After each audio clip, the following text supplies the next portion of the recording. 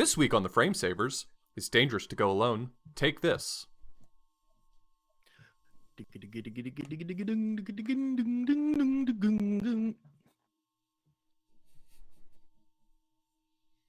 This is episode 68 of the Frame Savers, and if you are new to the podcast, we are a retro video game podcast that focuses on speedrunning.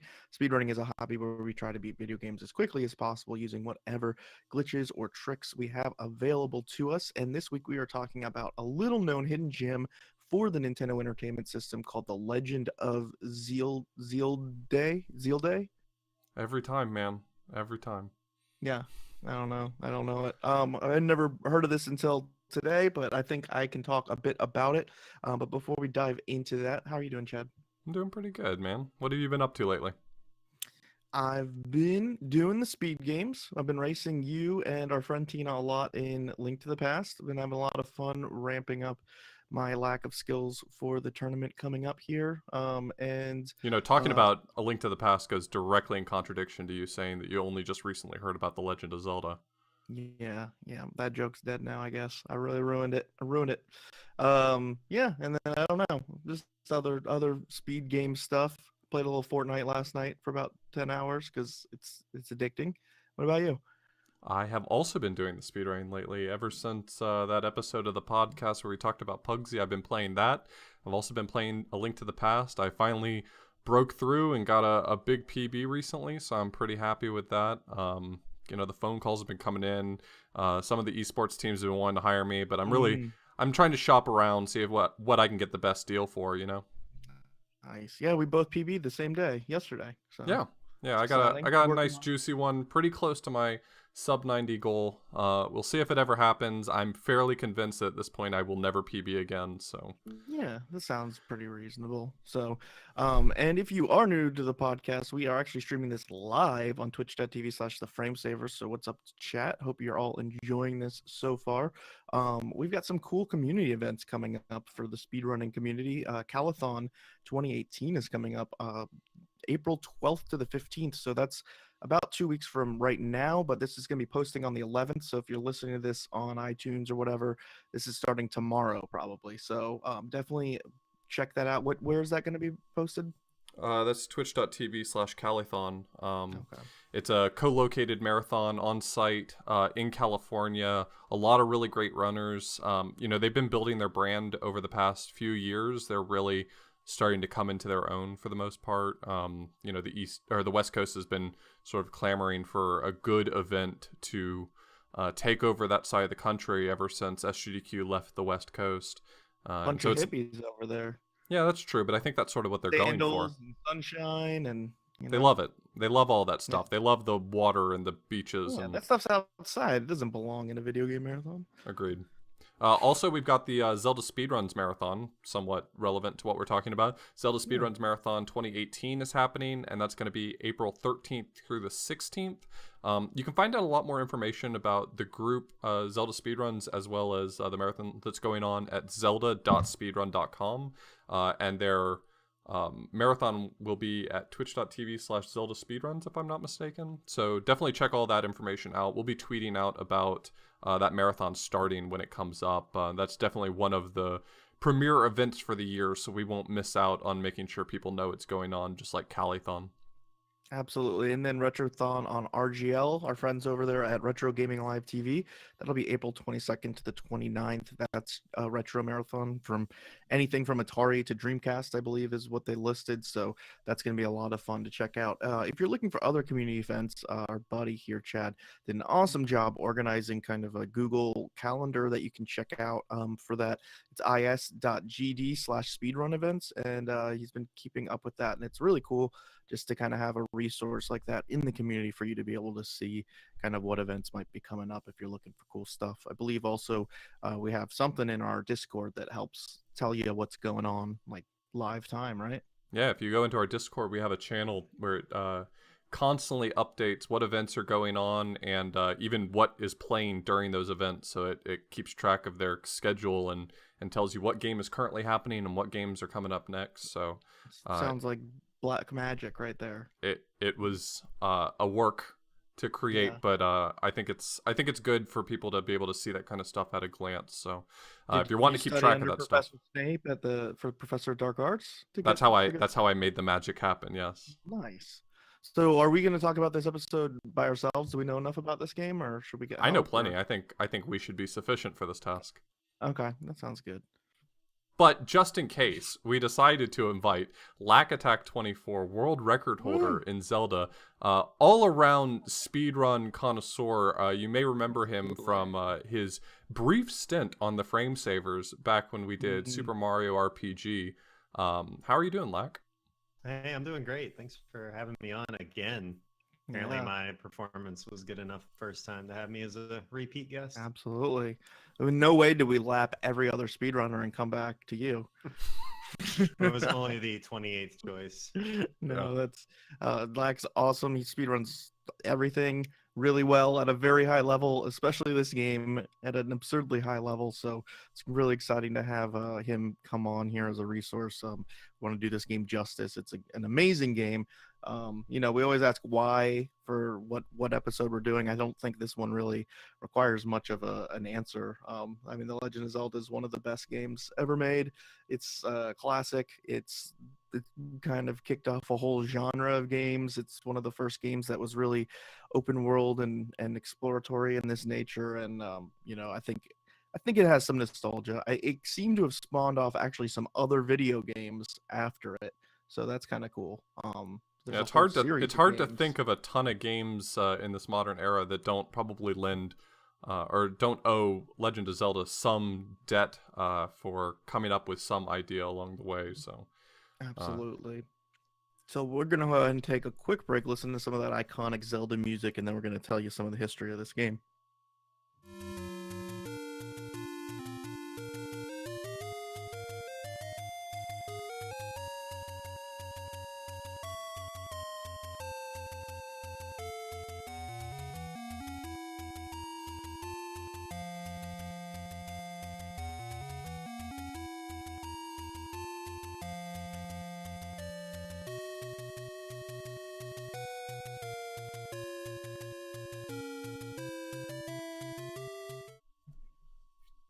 So, as we said, this week we're going to be talking about The Legend of Zelda for the Nintendo Entertainment System. Most of you are probably pretty familiar with this game, but we're still going to go through and talk about some of the history here. Some really cool stuff, actually, that you might not know.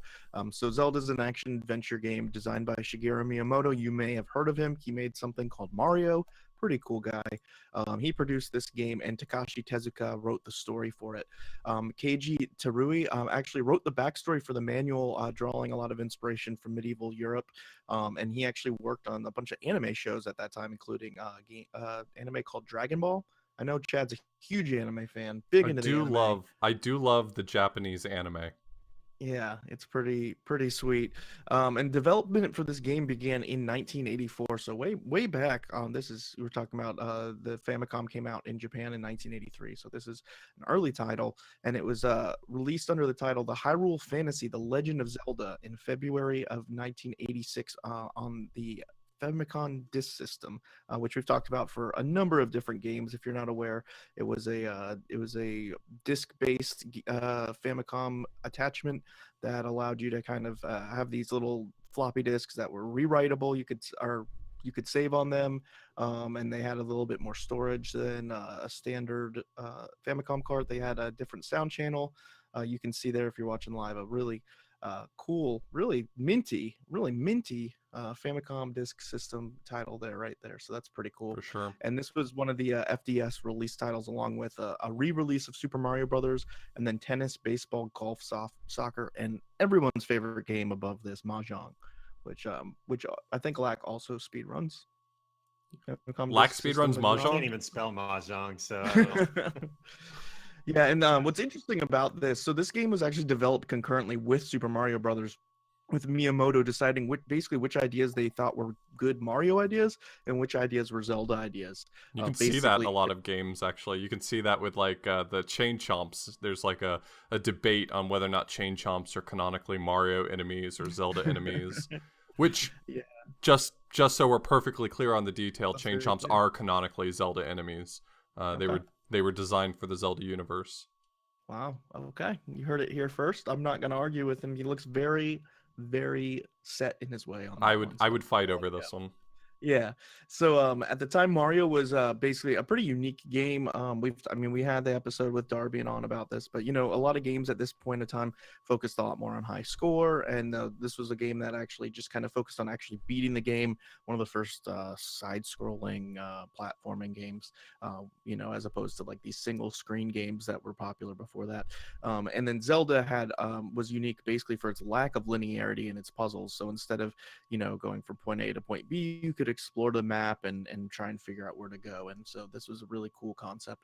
And Miyamoto, according to Miyamoto, those in Japan were confused and had trouble finding their way through the multiple path dungeons. And so this is kind of a cool little tidbit that I read. It said rather than listening to the complaints, Miyamoto took away the sword, forcing players to communicate with each other and share their ideas to find various secrets hidden in the game. And so this was a new form of game communication. And in this way, according to Miyamoto, he's quoted as saying, Zelda became the inspiration for something very different, which is Animal Crossing. This game is based solely on communication, which is kind of funny to see kind of how Miyamoto's mind works and creates all these different ideas. But it's kind of cool that instead of kind of giving into like the confusion, he went ahead and took away the sword. One of these weird games, rare games where you don't have your attack item in the beginning and you've got to go find it. I think it is really interesting in that way, the way that Zelda games do inspire you to sort of collaborate with other people. I mean, I don't know too many people who don't have a story about playing one of the classic Zelda games and sharing an idea with a friend. I can't figure out how to get through this spot, so how do you get through? I mean, I remember as a kid, I couldn't figure out how to beat the Ice Palace in A Link to the Past, and it was actually like through talking to my dad because he was playing it at the same time. It was through talking to him about figuring out how I was supposed to solve the problems. We didn't have. I think a lot of modern games tend to hold your hand and sort of point you in the right direction so that you don't find yourself lost or stuck for too long. And I think that just was not the case back then.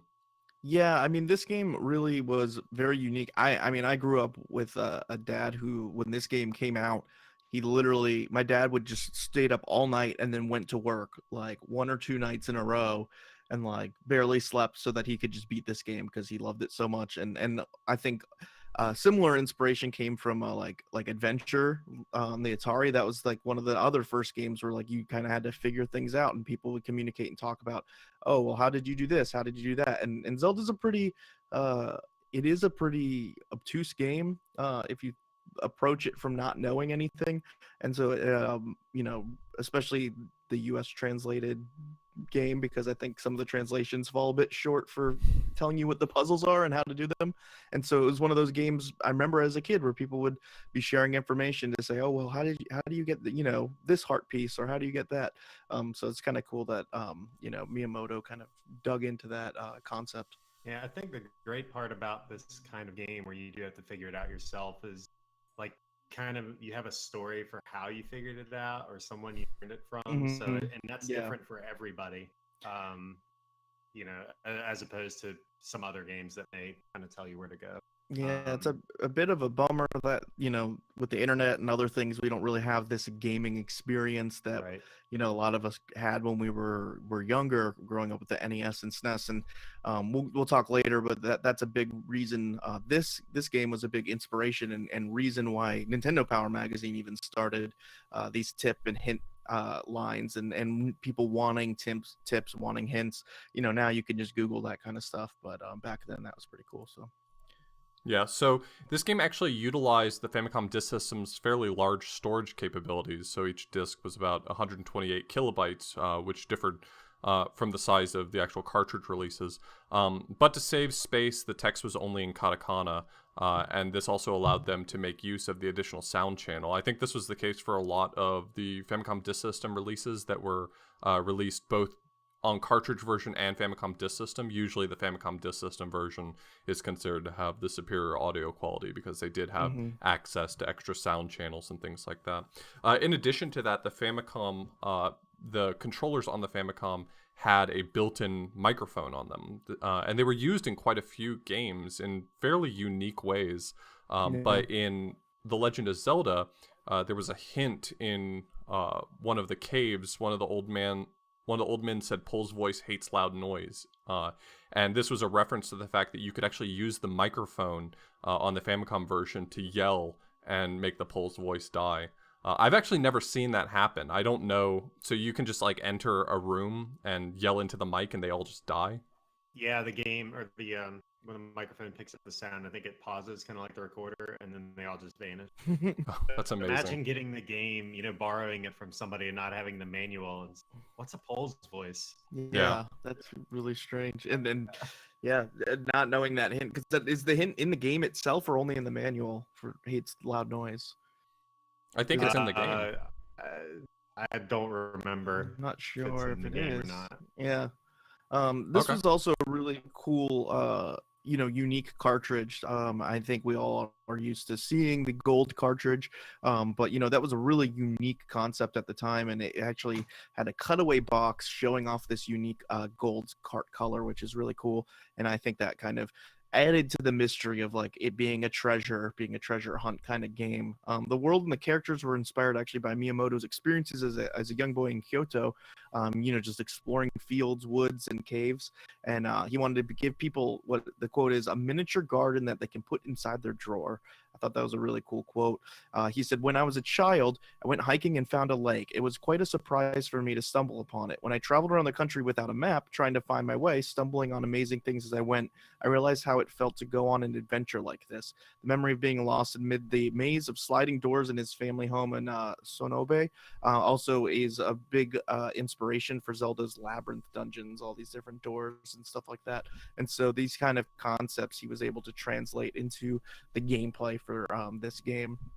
And in an interview around the release of Breath of the Wild, which is a pretty good Zelda game if you ever played it, Miyamoto commented the Zelda story setting was initially supposed to include technological elements such as time-traveling main character and a Triforce made of electronic circuits. I thought that was really weird, kind of like a futuristic atmosphere, but instead they kind of decided to stick with the medieval type of setting for this, a little bit more of a fantasy setting. Yeah, that was pretty common for the time, but it is interesting how that ends up sort of playing into Breath of the Wild. Breath of the Wild does have that sort of technological component. They're not afraid to mix that fantasy world and mix those ideas with the concept of technology.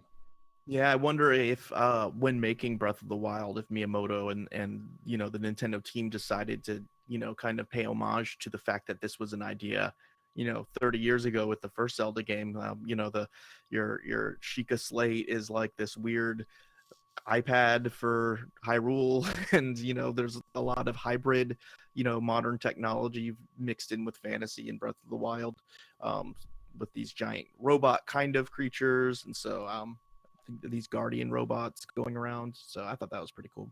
Yeah. So Link was designed as a coming-of-age motif for players to identify with. So in each game, he begins the game as an ordinary boy, but strengthens to triumph over the ultimate evil, which you can see that in pretty much every game. I mean, in a few of them, for instance, like Breath of the Wild, you start out waking up, finding out that you are already an accomplished warrior. But for the most part, I mean, there's really... every single game has that same theme. You start out as a fairly unassuming character. Wind Waker, you're just a brother having a birthday. In A Link to the Past, you're the nephew of some uncle who goes out to save the world and fails, and now you have to pick up in his place. Like, this is a pretty common theme. Fails, to be fair. Yeah, he really fails. He falls into the first hole he finds, and then he's done. I think that's really cool. I think that adds to kind of like the childlike wonder that Miyamoto, I think, was trying to translate with this game, like remembering back to his childhood and exploring nature, and then this coming of age thing. Pretty cool. One thing that I thought was kind of interesting, Zelda, you kind of always wonder, like, well, why did they name her Zelda? Why'd they name her Link? So Link is named Link because Miyamoto said we named the protagonist Link because he connects people together, which I think is kind of interesting. I think you found that. Yeah, that was from the book Hyrule Historia, which is a really good reference for the lore in the Hyrule universe. Gotta respect the lore. Gotta respect the lore. That's the most important thing. I thought it was interesting that Zelda was inspired by Zelda Fitzgerald, who's the wife of F. Scott Fitzgerald, who's a famous author. And he said because she was beautiful and they liked the sound of her name. So there you go. Good choice. I like a little bit of honesty. You know, you could have come up with Yeah. any answer, but it was just this famous author had a really pretty wife. It's like when we made up the Framesavers name, which will go on in lore just like, The Legend of Zelda. I Just as think people famous, I would will. I say. think people know, will tell just these happen one tales day. down the road. Yeah. The music was done by somebody named Koji Kondo. Might have heard of him. The iconic title theme, I thought this was super interesting, was actually initially supposed to be this orchestral piece, Maurice Ravel's Bolero. I don't know what that is, but basically they found out the copyright was still active. So Kondo went ahead and wrote a new arrangement of the Overworld theme in one day, and that's the title screen music that you hear in Zelda 1, which is obviously iconic. Gives me the feels, gives me the nostalgia feels. It's just funny to think that that's like he went into the office one day and they were like, well, copyright didn't work out for that song we wanted to do. You gotta get us something by the end of the day. And then he just wrote this thing that obviously is in every Zelda game, and every people who don't play video games know this song. So it's just kind of cool how that goes. Imagine if And he had 2 days. oh man, yeah. The question is, would we have had Would something it be better or different, worse? and would it be better or worse? Yeah. I've definitely done work over a longer period of time, and it did not get better.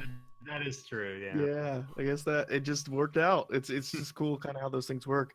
And as I said before, the release and success partly inspired Nintendo Power. So anyone who bought the game and sent in their warranty card got to be part of the Nintendo Fun Club newsletter.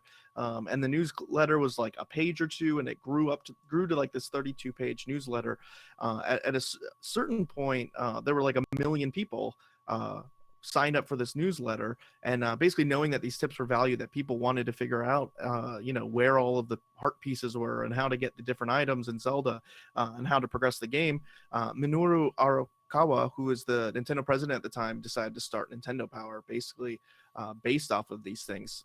So I think that's pretty cool. I mean, games like this, especially growing up, I remember my sister and dad and my sister talking to her friends about finding the secrets in games like this, and that's kind of what inspired the whole idea of Nintendo Power. You can get this a magazine and open it up, and it could give you some answers as to how to find all these different things, which is cool.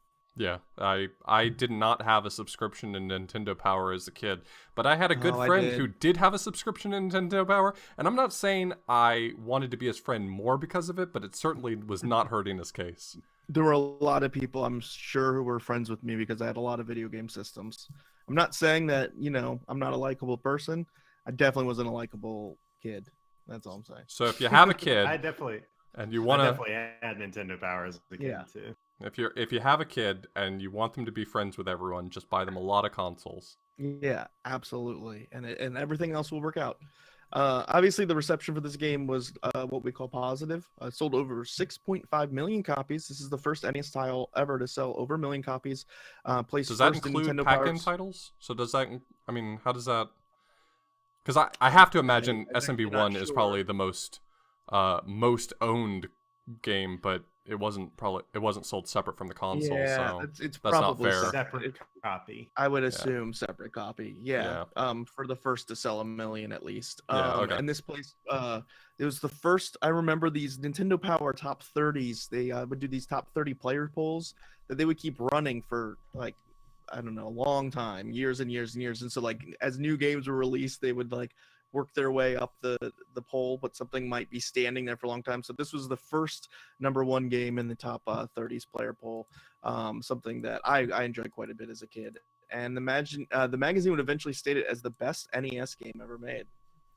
And their Nintendo Power, they get to decide that because they're the Nintendo of Nintendo Power, right? I can't help but imagine that Nintendo Power might have been slightly biased. It felt like when they reviewed their games, they wanted you to like the games. It seems like that was a thing, Yeah, there's a lot of their games that probably did not deserve the scores they were giving their own games. I wish I could review all of my own things. You hand in a test and you say, by the way, this is 100. It's like... I mean, to be fair, it was a marketing magazine more than it's not like a journalistic enterprise there, but it's still it was always fun to see those ratings and stuff.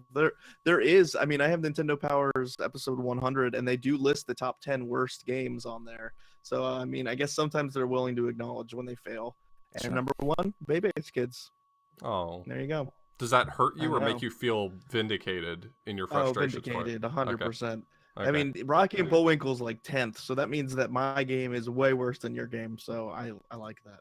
I accept that. And this game's obviously been re-released a bunch of times. If you want to talk about that, Yeah, so it was re-released on the NES in 1992 for their classic series. So that's the gray cartridge you may have seen before. I remember when I first started looking through my NES collection, or the cartridges I had from childhood, and I had a gray Zelda cart, and I thought for a moment, wow, this must be pretty valuable, but it turns out it's not. It's really not any rarer than the gold cartridge.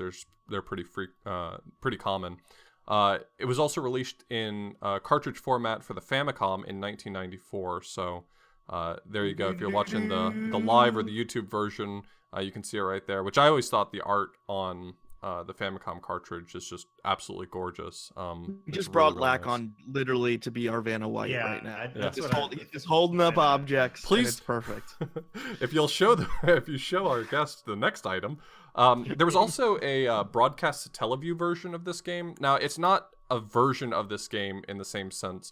We've talked a little bit about Satellaview on this podcast. For those of you who don't recall, broadcast Satellaview was a Super Famicom add-on that was able to receive games that were being broadcast by satellite.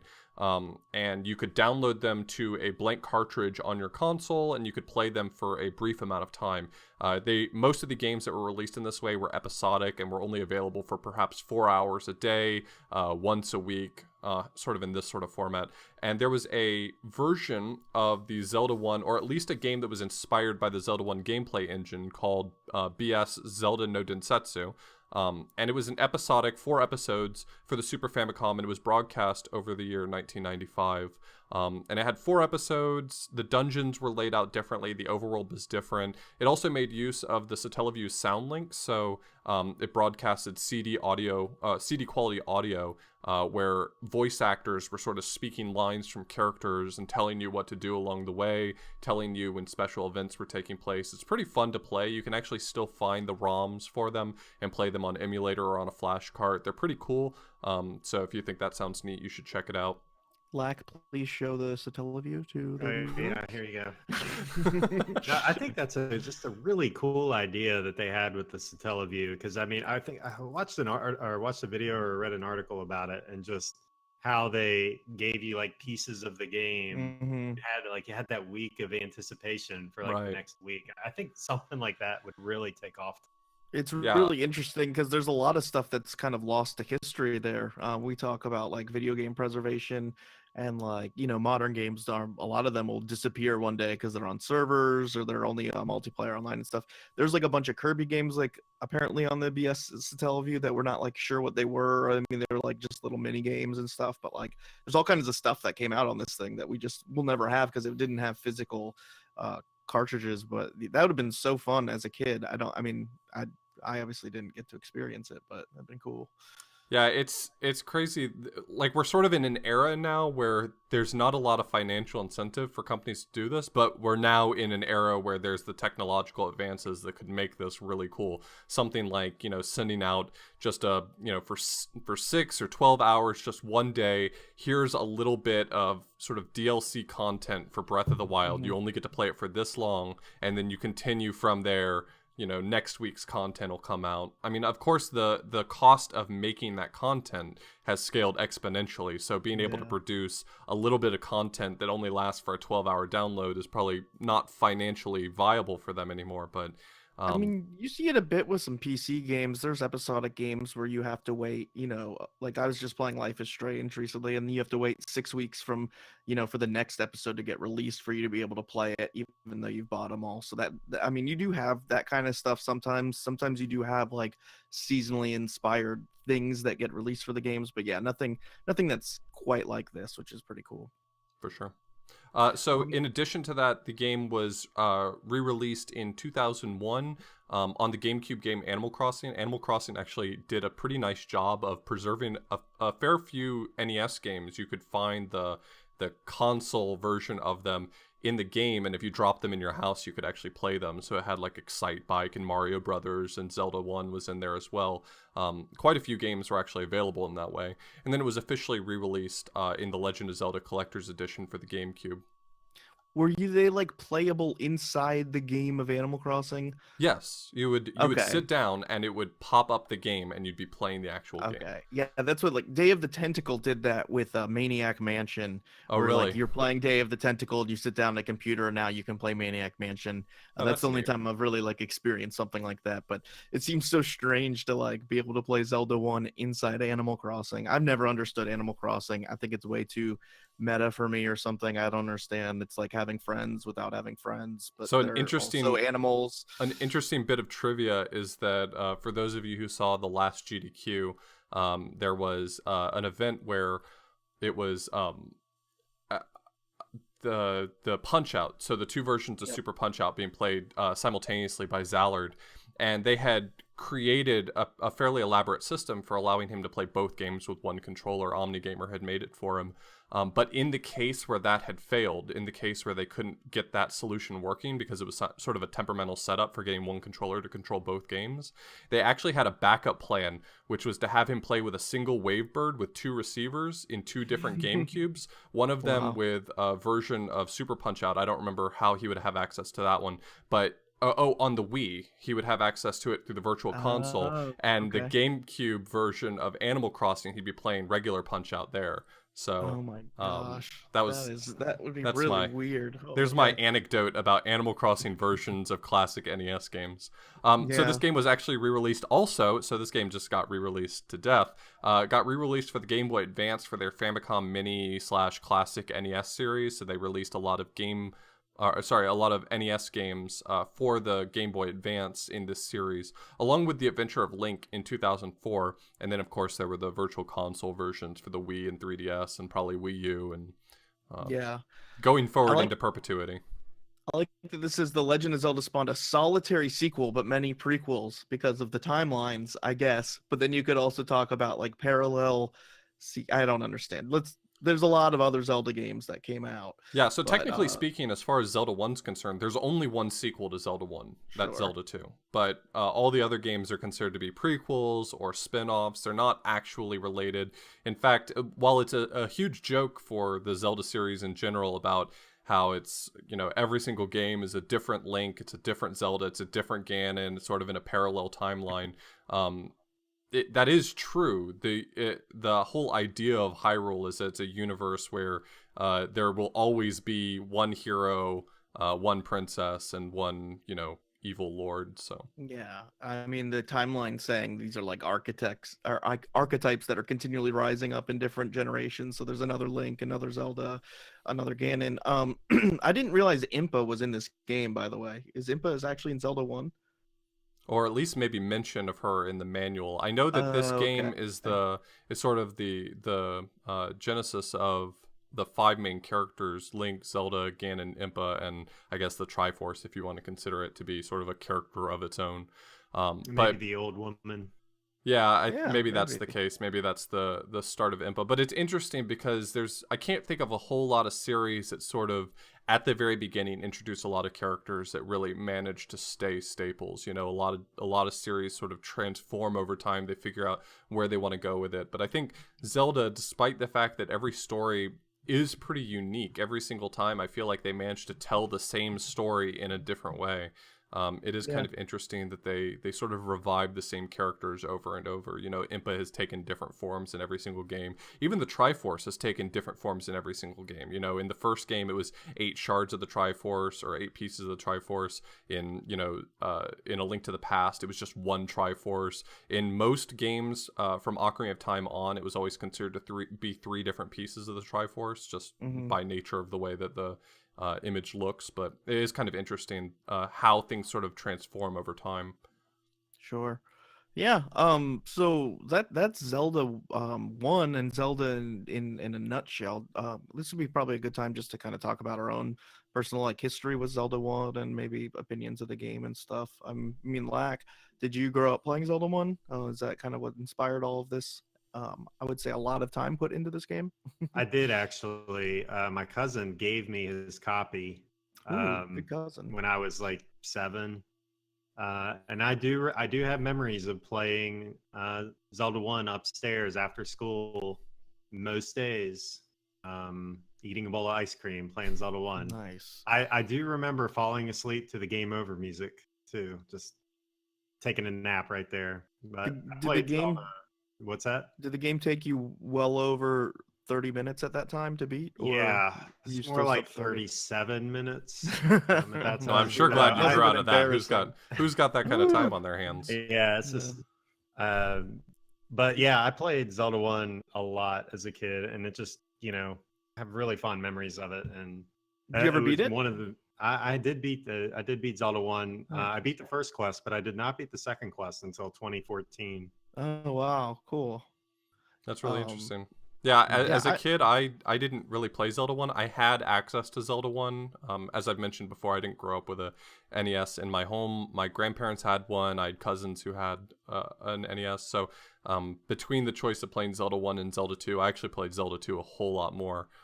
Though probably actually ended up making less progress in it because it's pretty tough to make progress in it. I was the weird kid though. Like I played Zelda 2 and I played Simon's Quest, and like those were my games. That explains a lot. I played a lot of Zelda 2 as well. Like I remember getting that copy of that game. Remember where I was standing. So Wow. I never beat the game for a very long time, but Yeah, I grew up with that's Zelda good. 1. I don't remember if I beat it. I got really far if I didn't, like probably farther than I did in any of my other games as a kid. If you had asked me most of my life what my favorite game was, it would be Zelda 1. And maybe Final Fantasy 7, but before I got into retro gaming, before I got into collecting or anything like that, like I would still go back and play Zelda 1 like from time to time. Like I put it on, I remember one of my first Android phones, I downloaded it and beat it on my Android phone. When I got a Wii, I downloaded it on the virtual console and beat it on the Wii.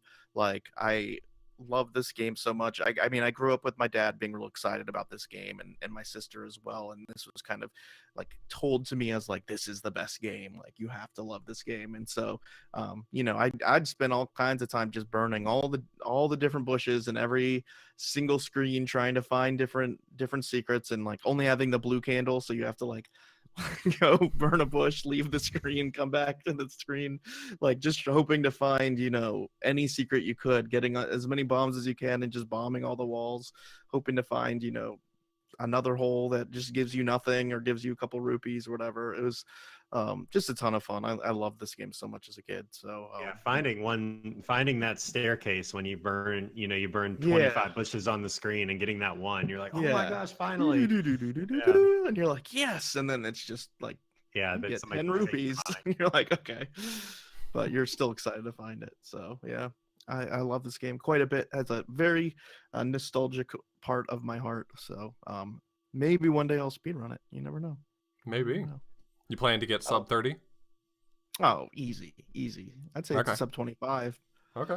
I mean, you gotta aim for the stars so you can Land on the moon. Yeah, Is that how it works? Is that how the we landed same? on the moon? I think It's it aim was. for the moon, because then if you don't hit the moon, then you land somewhere safer than the moon. This is I our don't know the podcast about expression. strange English idioms. Yeah. So in addition, I think this might be a good time to mention, this game actually is one of the earlier randomizers. So there's been this huge influx of randomizers into the speedrunning and retro gaming community these days as a great way to sort of keep our favorite games alive. You don't always want to necessarily play the same game over and over, and that's understandable. Get So your there's- randomizer off our lawn. Yeah, That's get what I your say. get your randomizer out of here. But the only two randomizers I think that were in existence before the Zelda 1 randomizer were the Pokemon randomizer and some early versions of the Super Metroid item randomizer. Existed before Zelda 1 randomizer, but from a conversation that Fred Coughlin had in Lack Attack's channel, they were discussing the possibility of doing the same thing in Zelda 1. Fred Coughlin had started development of a randomizer in December of 2014 and finally had his first release on March 14th of 2015. So do you want, Lack, can you mention a little bit about what actually gets randomized in Zelda randomizer, what gets changed? Oh man, I mean, pretty much everything now. Like when we started It was just kind of like like what was in each cave and where items were in each dungeon. And that was great. Like we were happy with that. We thought that was the most fun, and we played that for months. Yeah. People just kept giving suggestions, and man, Fred really has done just an amazing job with that randomizer, and it has created, you know, the whole conversation was like the most fun part about this game was finding it for the first time and like finding, and it'd be cool if you could have that experience again. And Yeah. that's where this whole thing came from. But now the caves are, I think the caves are actually can be in different spots on the overworld map. So John was talking about, burning every bush with a candle. Well, guess what? You get to do that again. Like things like enemies in rooms, like types of enemies in rooms that can be in the overworld now. They have different key levels. Items and bosses can be in different rooms. Ganon could not be required. You could remove the fact that you have to actually kill the final boss. You just go straight to Zelda. And it just so many things. Like one of the more interesting things is you can change the sprites so that it's not really gameplay, but it's just something to put your own Zelda. spin on it. So yeah, you can be Zelda and save Link. Yeah. So it's really cool, and it's neat to see how it's progressed in the last 3+ The true lore coming from Wanda Gamelon straight back to the NES. Zelda saving Link. I think what makes Zelda 1 Randomizer really interesting is, first, I think that Zelda 1 Randomizer sort of exists on its own in the sense that I think that it really is the birth of this big randomizer craze. I don't think that Super Metroid Item Randomizer or Pokemon Randomizer really set that stage. I think it's really the popularity of Zelda 1 Randomizer and seeing what a randomizer can really do when a lot of work is put into it that spawned the reason why pretty much I struggle to think offhand of retro games that don't have randomizers these days. There's a lot of them, and they're really fantastic. And I think one of the other interesting things that this has brought to the community is people who do, I would say, randomizer, people who are primarily randomizer players or randomizer speedrunners or racers, however you want to look at it. There are a lot of people nowadays who I would say are primarily just randomizer players, because it does take a completely different skill set, although being able to be good at the original game, definitely some of that skill is transferable. There does seem to be this divide in people who, primarily are playing randomizer, primarily are playing the original game. So I think that's really interesting. It's really interesting to see that happen. Yeah, there's definitely a crossover now. Like a lot of players, originally were speedrunning Zelda 1 or playing it and then went to randomizer, and they both or went to play. But a lot of randomizer players build skill up playing in randomizer because the game is about kind of scenario recognition. Sure. And being able to think on your feet, plan. Yeah, they're able to translate those skills. As much as I've joked a lot about randomizer in the past, Chad's better half and friend of the podcast, Skybells, does Zelda 1 randomizer races like every night. And watching randomizer really does kind of fit this, like you said, niche need for the community, almost like an esport kind of aspect, like a a game like Fortnite or a game like a sports game where you're playing the same game each time, but it's like different also in terms of its competitiveness. You don't speedrunning is built off of knowing what to expect every turn and knowing what's coming up and being able to optimize that, and randomizer turns that on its head and makes it all about being able to do that on the fly, like knowing kind of meta strategy for what to do in certain situations, and not it makes the game super interesting in terms of these races where somebody who's really good at randomizer can and decent at Zelda 1 can beat the best Zelda 1 player if they're not good at randomizer, if their brain can't adjust to fixing the strategy and stuff. And I think that's a big reason why people have enjoyed watching these Zelda 1 randomizer tournaments, Zelda Link to the Past randomizer tournaments, because it takes a lot of that meta strategy. I think this one's really interesting to me in general, just because it feels like the most random of all of them. Like, I just feel like you can go into any room and a boss will just pop up and stuff. Like, when you're in Link to the Past, you don't go into like a random room in Ice Palace and then Cold Stare's just there, or whatever. But this game's just like, you run into a boss or you kill like 3 snakes in a room, and all of a sudden then you get a Triforce. Like, it feels so random, but it's really cool. I mean, it feels like a completely different game, not just like a randomized version of the game almost. I don't know. Yeah, as far Yeah, as popularity goes, I would say that Link to the Past randomizer has definitely surpassed pretty much every other randomizer at this point. But if you're a big And fan every of a other Link, speed run. if you're a big fan of a Link to the Past randomizer, it's definitely worth checking out Zelda 1 randomizer, because a lot of the great ideas that Zelda 3 randomizer has built on came from Zelda 1 randomizer, and I think that a lot of randomizers owe this idea of this constant feedback and tweaking every little thing and play testing and balancing and all of that. I think a lot of that goes back to Fred Coughlin's work on the Zelda 1 randomizer. Yeah, I've always found it really fascinating, like just the internal logic required to be able to make a randomizer that's always completable. Oh, you should see Fred's page on the website. It's called the guarantees page, and it just has a long list of basically all the logic that goes into ensuring that the randomizer can be completed. So it explains, how do you decide where to put the raft? How do you decide where to put the recorder? How do you decide where to put the bow and arrow? All of this stuff.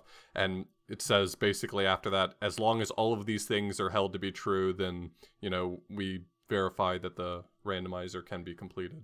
Yeah, that's so interesting to me. There were dozens of people that helped playtest each one of these features. Like early on, there was probably a group of about 5 or 6 of us that would play and race them. And then, as more people started to do it, they had feature requests, and Fred put them in. There would just be like a beta version that people would continue to kind of hammer away. So really good work by that group. Yeah, I'm sure that translated a lot to the Link to the Past one too, because there's a lot more items in Link to the Past that, basically areas that are walled off unless you have a certain item. There's only a couple in Zelda 1, like you said, the raft, the arrows, some other things. So taking that logic and expanding it to all the medallions and all the different items that unlock different areas, it's just impressive to me that it's possible to just generate these seeds that are always completable. And I don't know, it's a really cool concept, and it's something I'm getting more interested into for sure. Definitely. So let's go ahead and take a quick break, and then we're going to do our standard review of the ratings. They're going to be a bit biased, though. I'm going to warn you.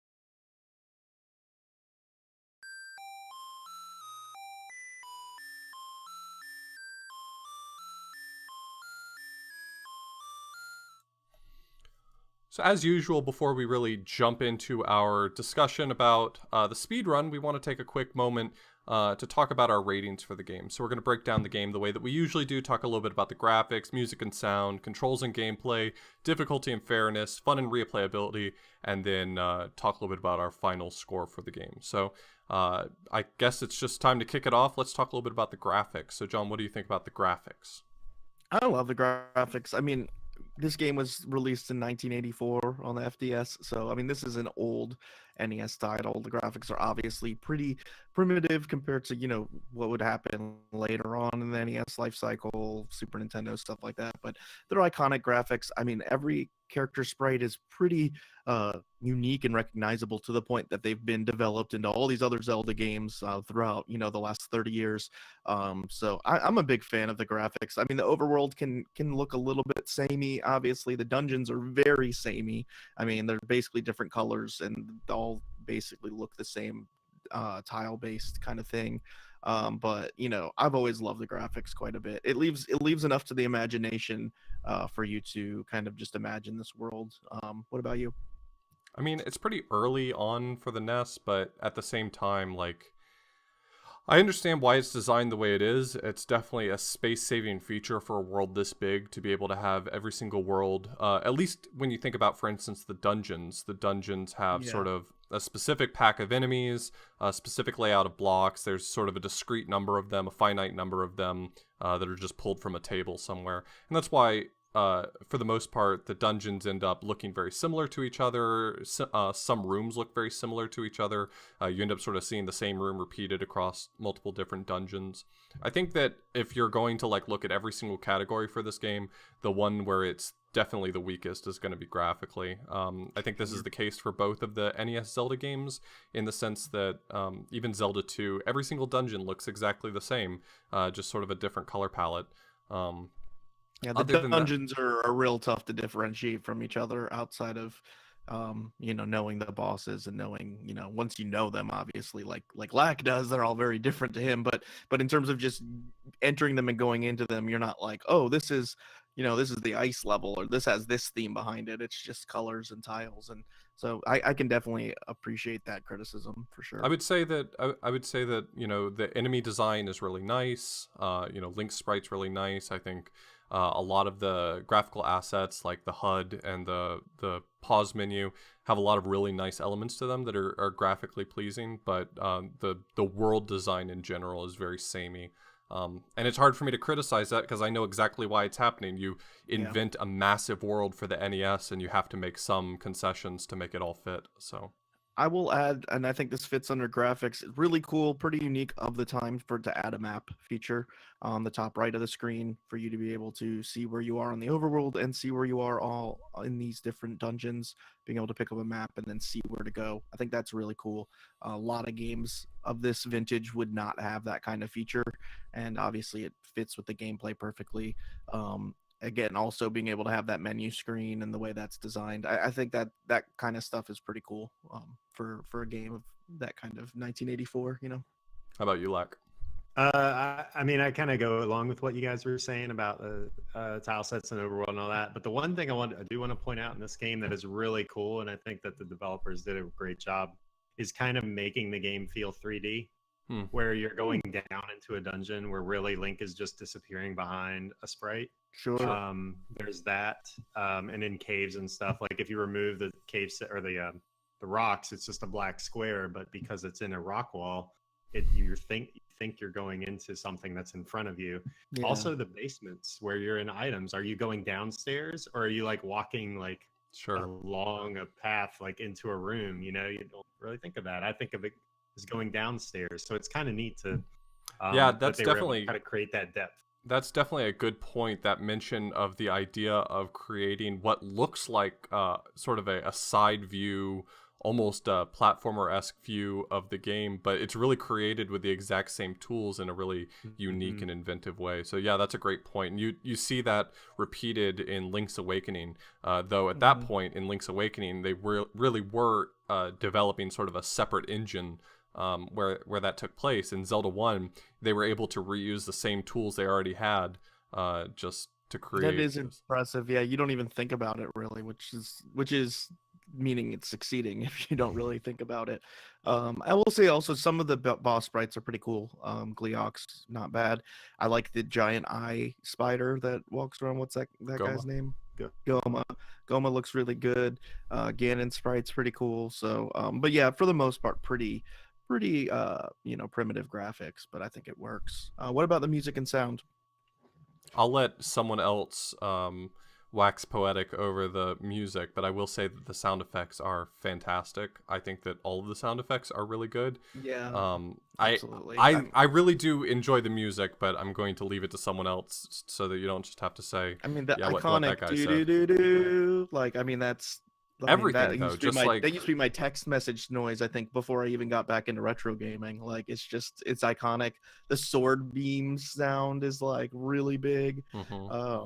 like when I mean, you're you in a can tell. room near Ganon, you hear the roar of Ganon in the Yeah. background. Just little Yeah. sound design ideas like that really set the mood. One thing I really like about this that I feel like a lot of games weren't taking advantage of at the time is that the dungeon music for the last dungeon's different than the others to sort of build that tension and suspense. Yeah, So and it works for sure. I will say clearly the title screen song was written in one day. You know, you can just tell. No, I'm just kidding.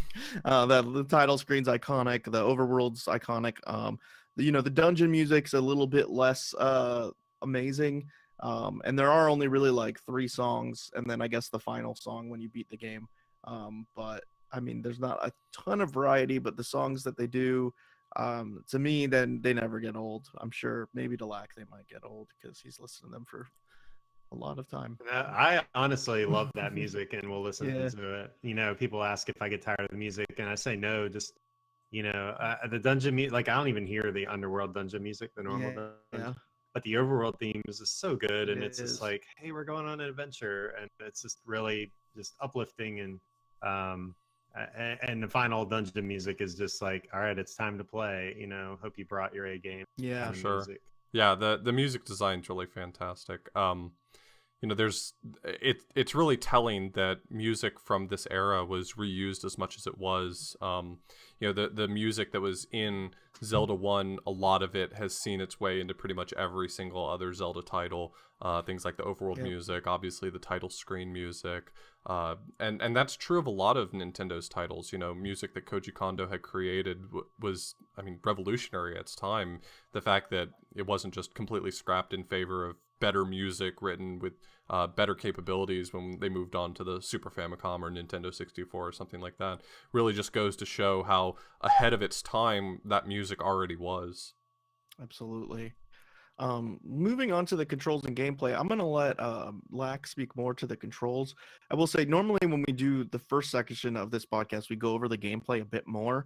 I think we're kind of just assuming that everybody has played Zelda and is aware of kind of the general theme of getting different items. In Walk each around dungeon and then poke them with unlocking the pointy things. end. Yeah.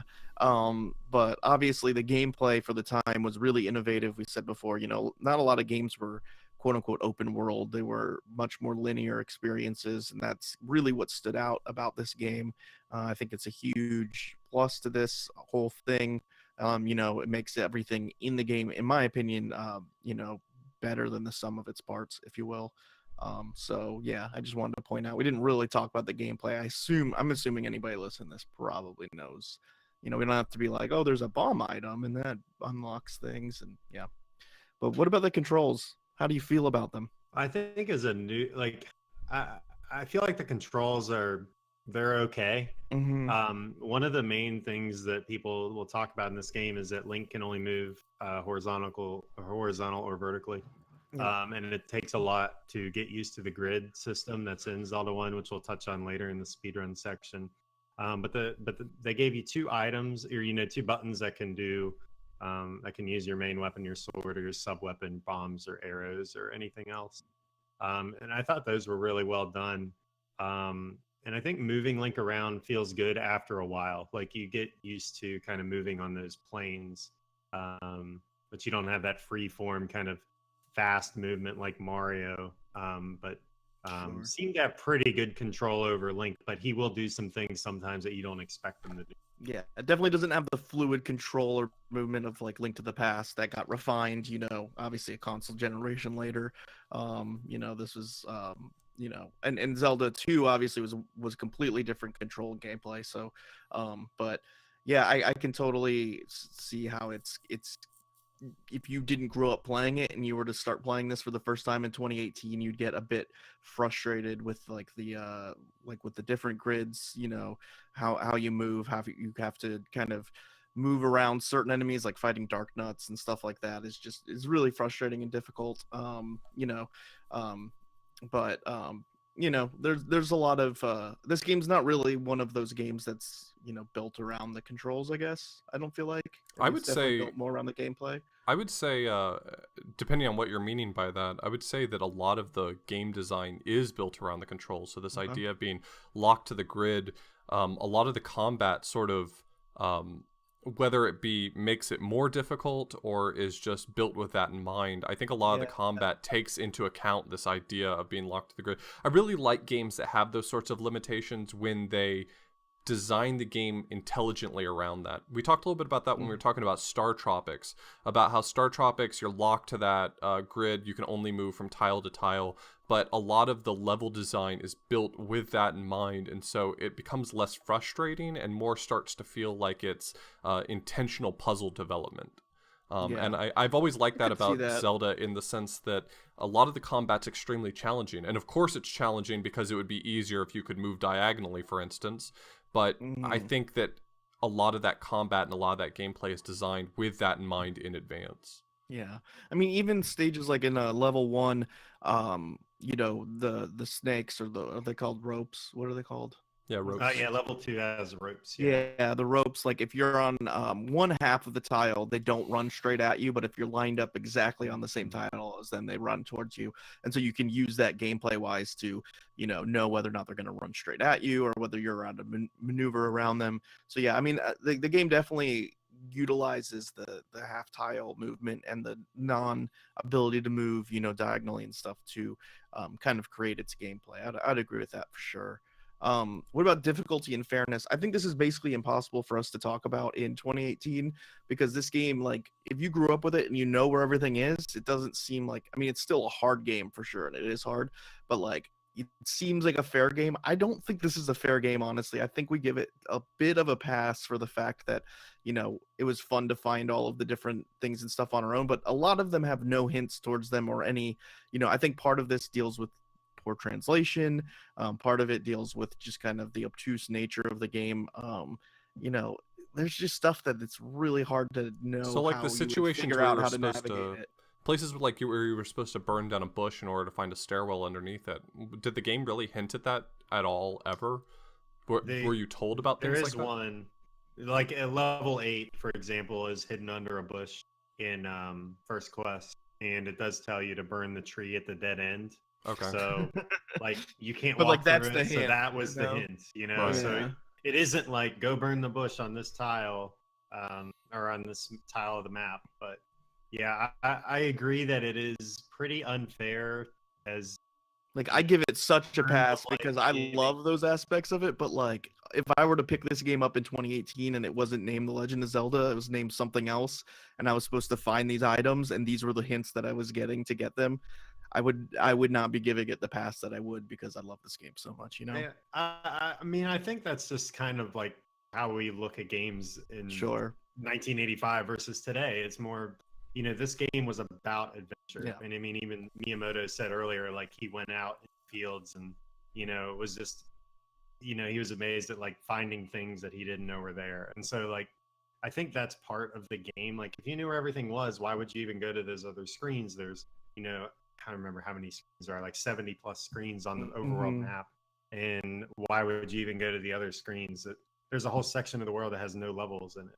Yeah. So, like, I think just kind of, um, you know, letting the player go and just dropping you in and say, go find stuff is a really cool part of it. Something I wouldn't trade, even though it's not, you know, it doesn't Yeah, help you get through the game quickly, but I think you have a more rewarding experience for finding clues. I mean, this game was really meant to play over like several months and to just keep exploring and trying new things. I think, like you said, that wouldn't fly today. I think it's a real tough balance as to whether or not when games do it properly, whether or they don't. You know, we talked about this in Final Fantasy Adventure. There's a specific point with a pretty obtuse clue where you have to like run a figure eight around these palm trees, and it unlocks an area. And there's no way you're gonna just accidentally find this, you know. And like, so stuff like that. It's like there are aspects of this game that kind of remind me of that, where it's just like I don't know how people are expected within the game to know where to go or what to do in certain situations.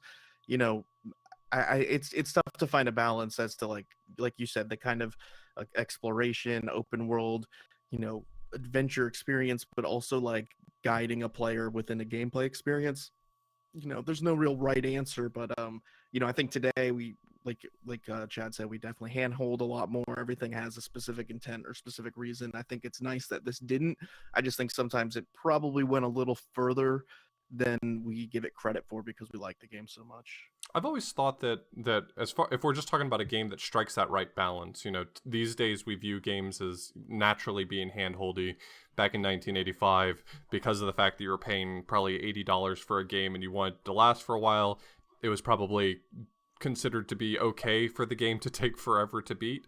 I've always thought that the Zelda game that struck that balance right was A Link to the Past. You know, it does sort of tell you where to go. Sometimes you get a marker on your map that says go here. When you pull up the map, it tells you, you know, where's the location of all the dungeons. But besides that, you're not exactly told where every item goes or what to do with it, things like that. And so you still get that sense of adventure. I feel like this is too obtuse. I feel like this is definitely pushing it too far. And like you said, if it didn't have the Legend of Zelda title, and if you know, I didn't already have the legacy of Zelda in mind, I wonder whether or not I would give this game as many passes as it gets. Yeah.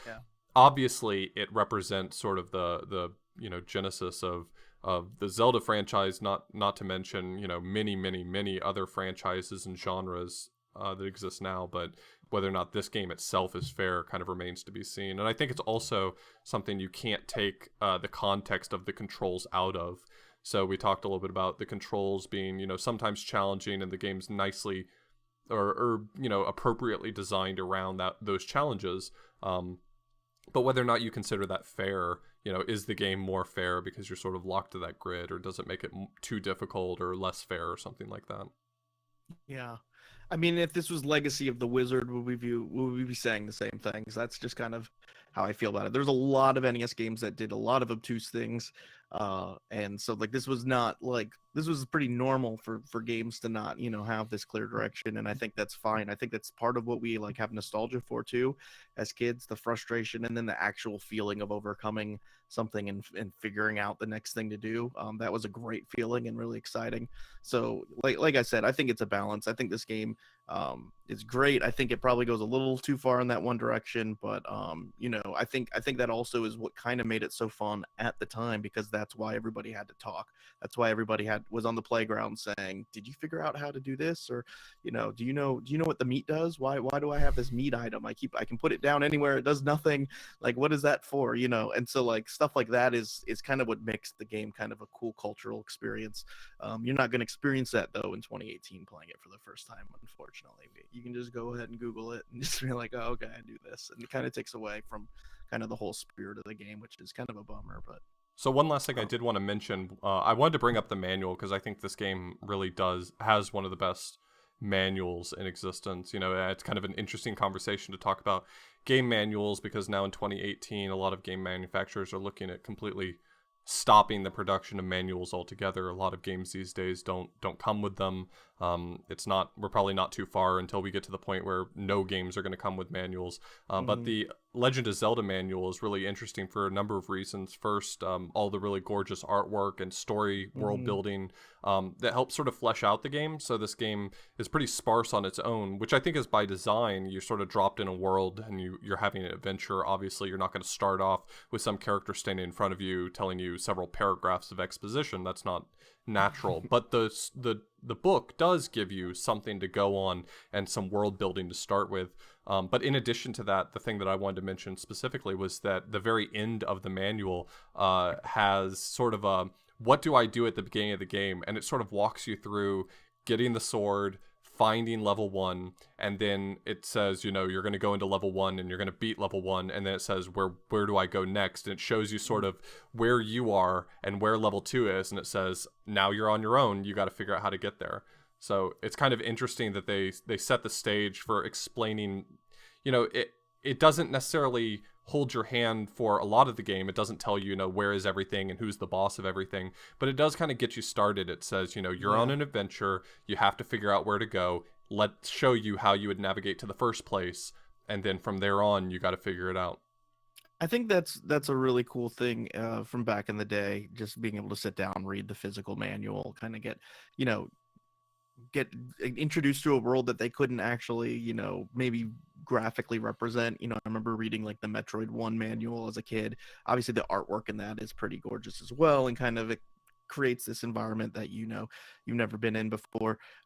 Doing Game Boy Quest and beating Final Fantasy Adventure for the first time, that manual does the same thing. It takes you through the first like 5 to 10% of the game, and kind of like you start getting a feel for where you're supposed to go, what you're supposed to do, and then it kind of just leaves you to figure it out yourself. So I think that's something I also really appreciate about old games versus, like, I'm not a huge RPG fan, not fan, but I don't like sitting down and just reading a bunch and I like playing games. And I like that, these old games on the original Nintendo would kind of have this whole story world behind it that's in the manual that you could dive into when you're not playing. But when you're playing, you didn't read a bunch of text or whatever. You kind of got to project your imagination onto that world and think of it the way you wanted. So exactly. In terms of fun and replayability, this game is super fun. I love this game very much. I think it's a ton of fun. It's obviously very replayable. I mean, there's a lot of stuff in there. There's always a lot of secrets to find if you beat the game. You probably didn't get all the heart pieces. You probably didn't get all the different items. You might not have upgraded everything. You could go back and challenge yourself by saying, I'm not going to get, these defense rings. I'm not going to get, I'm only going to get this sword. I'm only going to do this. So I think that's pretty cool. On top of that, it added its own version of replayability by having Second Quest, which is really cool. I never played Second Quest as a kid, actually. I don't even know if I knew that it existed, or I probably would have. But, it gives you a brand new game. It's basically, it's kind of like Zelda 1 Randomizer 1.0, right? Except it's the same every time you do it. But it's, this first game, now let's beat it, a harder version of it, and things aren't located in the same places, and that's pretty cool. I mean, a lot of NES games had those second quests. A lot of them did. SMB 1 had a second quest. Super Mario Land 1 had a second quest. But for the most part, those were just difficult. Yeah, I was going to comment right? on... This is an actual, like, different game. Yeah, Castlevania 1 and Castlevania 3 both have second quests. But it's interesting, Zelda is really one of the few types of games that can really make something special for its second quest. Like, sure, SMB 1 could have had completely new levels for your second quest. But then they would have just put them in the game. Right. I mean, like, I don't think they would do that, So, right. like... Zelda 1 also, in second quest, introducced new mechanics. Like the red whistles bubbles opening, or blowing the recorder, opening staircases, walking through walls. They introduced new or upgraded enemies like Stalfos that could shoot swords at you, or ropes with more, snakes with more stuff. Yeah. So things that they didn't even mention, they're just like, oh, we're just gonna throw this in. And I feel like the most frustrating one had to be the red bubbles. Like you lose your sword until you find a blue bubble. Yes, yeah. Oh, wow, wait. I don't really think rough. I know about this. Yeah, so there's an enemy, the red bubble, which bubbles normally take your swords for 4 seconds. You can't use. Yeah. Red bubbles will take your sword indefinitely until you resolve it one of 4 ways. Even if you're not, even if you leave the screen or do whatever. You can even save the game and then come back and you still won't. So what are the 4 ways? The only way I can think of is dying or blue bubble. What are the other ways? So dying is actually not one of them. Okay, I had assumed that had to be one of the 4. Yeah, so touching blue bubble, collecting a Triforce, going to a fairy fountain in the overworld, or using a potion. Oh wow! Wow. I didn't imagine being a kid and you get hit by that bubble and you just think your game broke. You're like, I can't use the sword anymore. Yeah, and you die and you save the game. You die because you didn't have your sword and you save the game and you're like, well, surely I'm better off now. Yeah, well, I guess you would probably go back and get your health back from fountain, so then it would give you your sword. Right. So I guess you figured it out the hard way. Yeah, it's funny. This is a small anecdote. Like, it's the first game I remember having to hold in reset before you powered it off to make sure you never lost your save. You guys remember doing that as kids? That was like the big thing. It was like, oh no, I cannot lose this save. Like, I've put so much time into this. I have to hold. So the was that reset button when required, I or was power that? off.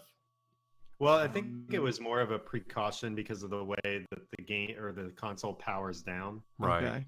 So I guess I don't know. I was cut out the power to the game somehow. I was Sure, there's terrified. articles on that. Yeah. But I was terrified. I wasn't risking it. John has I'd hold also that reset never button. ripped one of the tags off of his mattress, so I would hold that reset button for an hour if I had to. I was not losing those saves to anything. So, any final comments? Great Ganon game. is spelled with 2 N's, by the way. That's every other game is wrong. A Link to the Past also spells it with 2 N's, which makes it canon for me. More like Ganon. I see what you did there.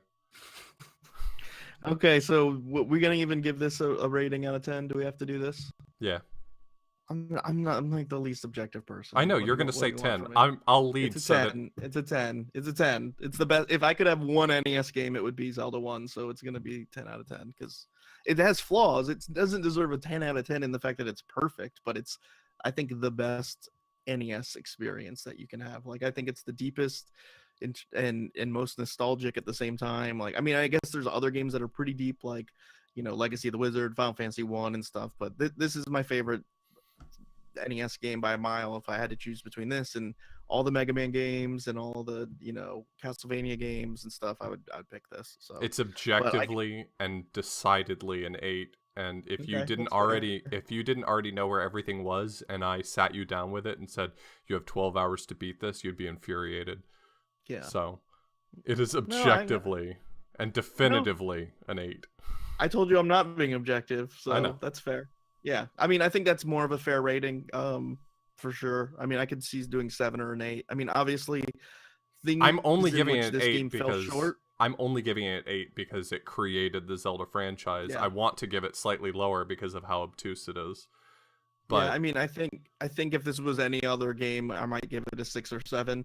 I think obviously, like, a lot of the things that this game fell short on, the series knew and changed in Link to the Past, which I think is objectively a better Zelda game. Although I don't know which one I actually like more. You know, they took a lot of those things and fixed them. You know, and that's kind of how, you know, we talked about Metroid too. Similar, like, they took all the things from Metroid 1 that could have been better. It was this amazing experience, very simple. It was an early NES title, and they took all those things and they made it better in Super Metroid. So, I mean, I get that it's not a 10 out of 10 when you compare it to, you know, Link to the Past or Super Metroid or something. It's probably more of a 7 or an 8. But in my heart, it is a 10 out of 10. how about you, Lek? You don't have to give a number. We're not going to force your hand, but So I'm gonna play defense here a little bit with how, quote, obtuse this game is. So there's 8 dungeons, 9, I guess, if you include the last one. 6 of them are, you know, dungeon entrances. You don't have to burn the bushes to find anything of value. I mean, you could find the heart pieces, but you don't need those. I think the game actually does a decent job of telling you where things are in the first quest. In the second quest, I can see that is bonus content as far as I'm concerned. I'm talking about the Yeah, first me quest too. here. Yeah, I wouldn't. that's DLC. We don't rate that. Yeah, I think the fact that you can find hearts and upgrade your sword, you can. I guess one thing about the sword is, like, master using this and you can have it, and it's like, that doesn't make any sense. Because I don't have it. How can I master it? And don't you But get the magical sword under a gravestone?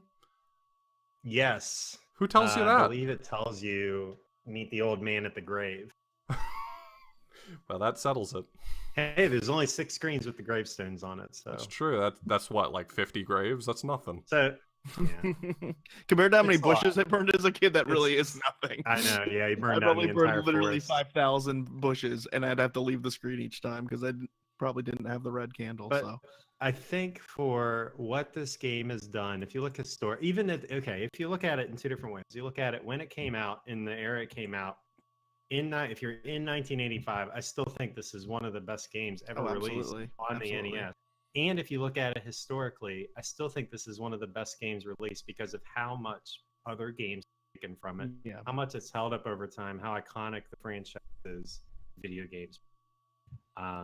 So yeah, I mean, this is the exact conversation we have with Super Mario Brothers 1, and it's like these games are impossible to actually give a rating for, and it's kind of silly because it's like Super Mario Brothers 1 isn't objectively even one of the top probably 30 best platformers on the NES, except for the fact that it invented the platformer on the NES and for every other system to follow, and was completely innovative and changed the whole, video game world. So like, it's completely hard to separate legacy and impact from like, Yeah, it's always so hard because the question isn't, at least for me, I don't know how everyone else picks their numbers, but for me, the question isn't necessarily which is the most important game. I think you'd be hard pressed for me not to put this as one of the top 5 most important games of all time, but it's which one do I want to play the most? When I think of my score, I'm thinking of, do I want to play this more than a 7? Do I want to play this less than a 9?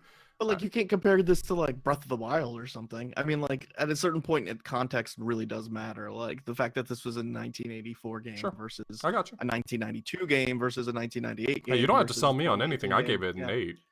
Yeah, I'm just saying it's really tough for us. Like whether we give it a 7 or a 10, like its impact is unquestionable, and we all strongly recommend you play the game if you've never played it. It's a bunch of fun. And it's the best. It's great. So we're going to go ahead and take a quick break, and then we're going to learn all things Zelda speedruns.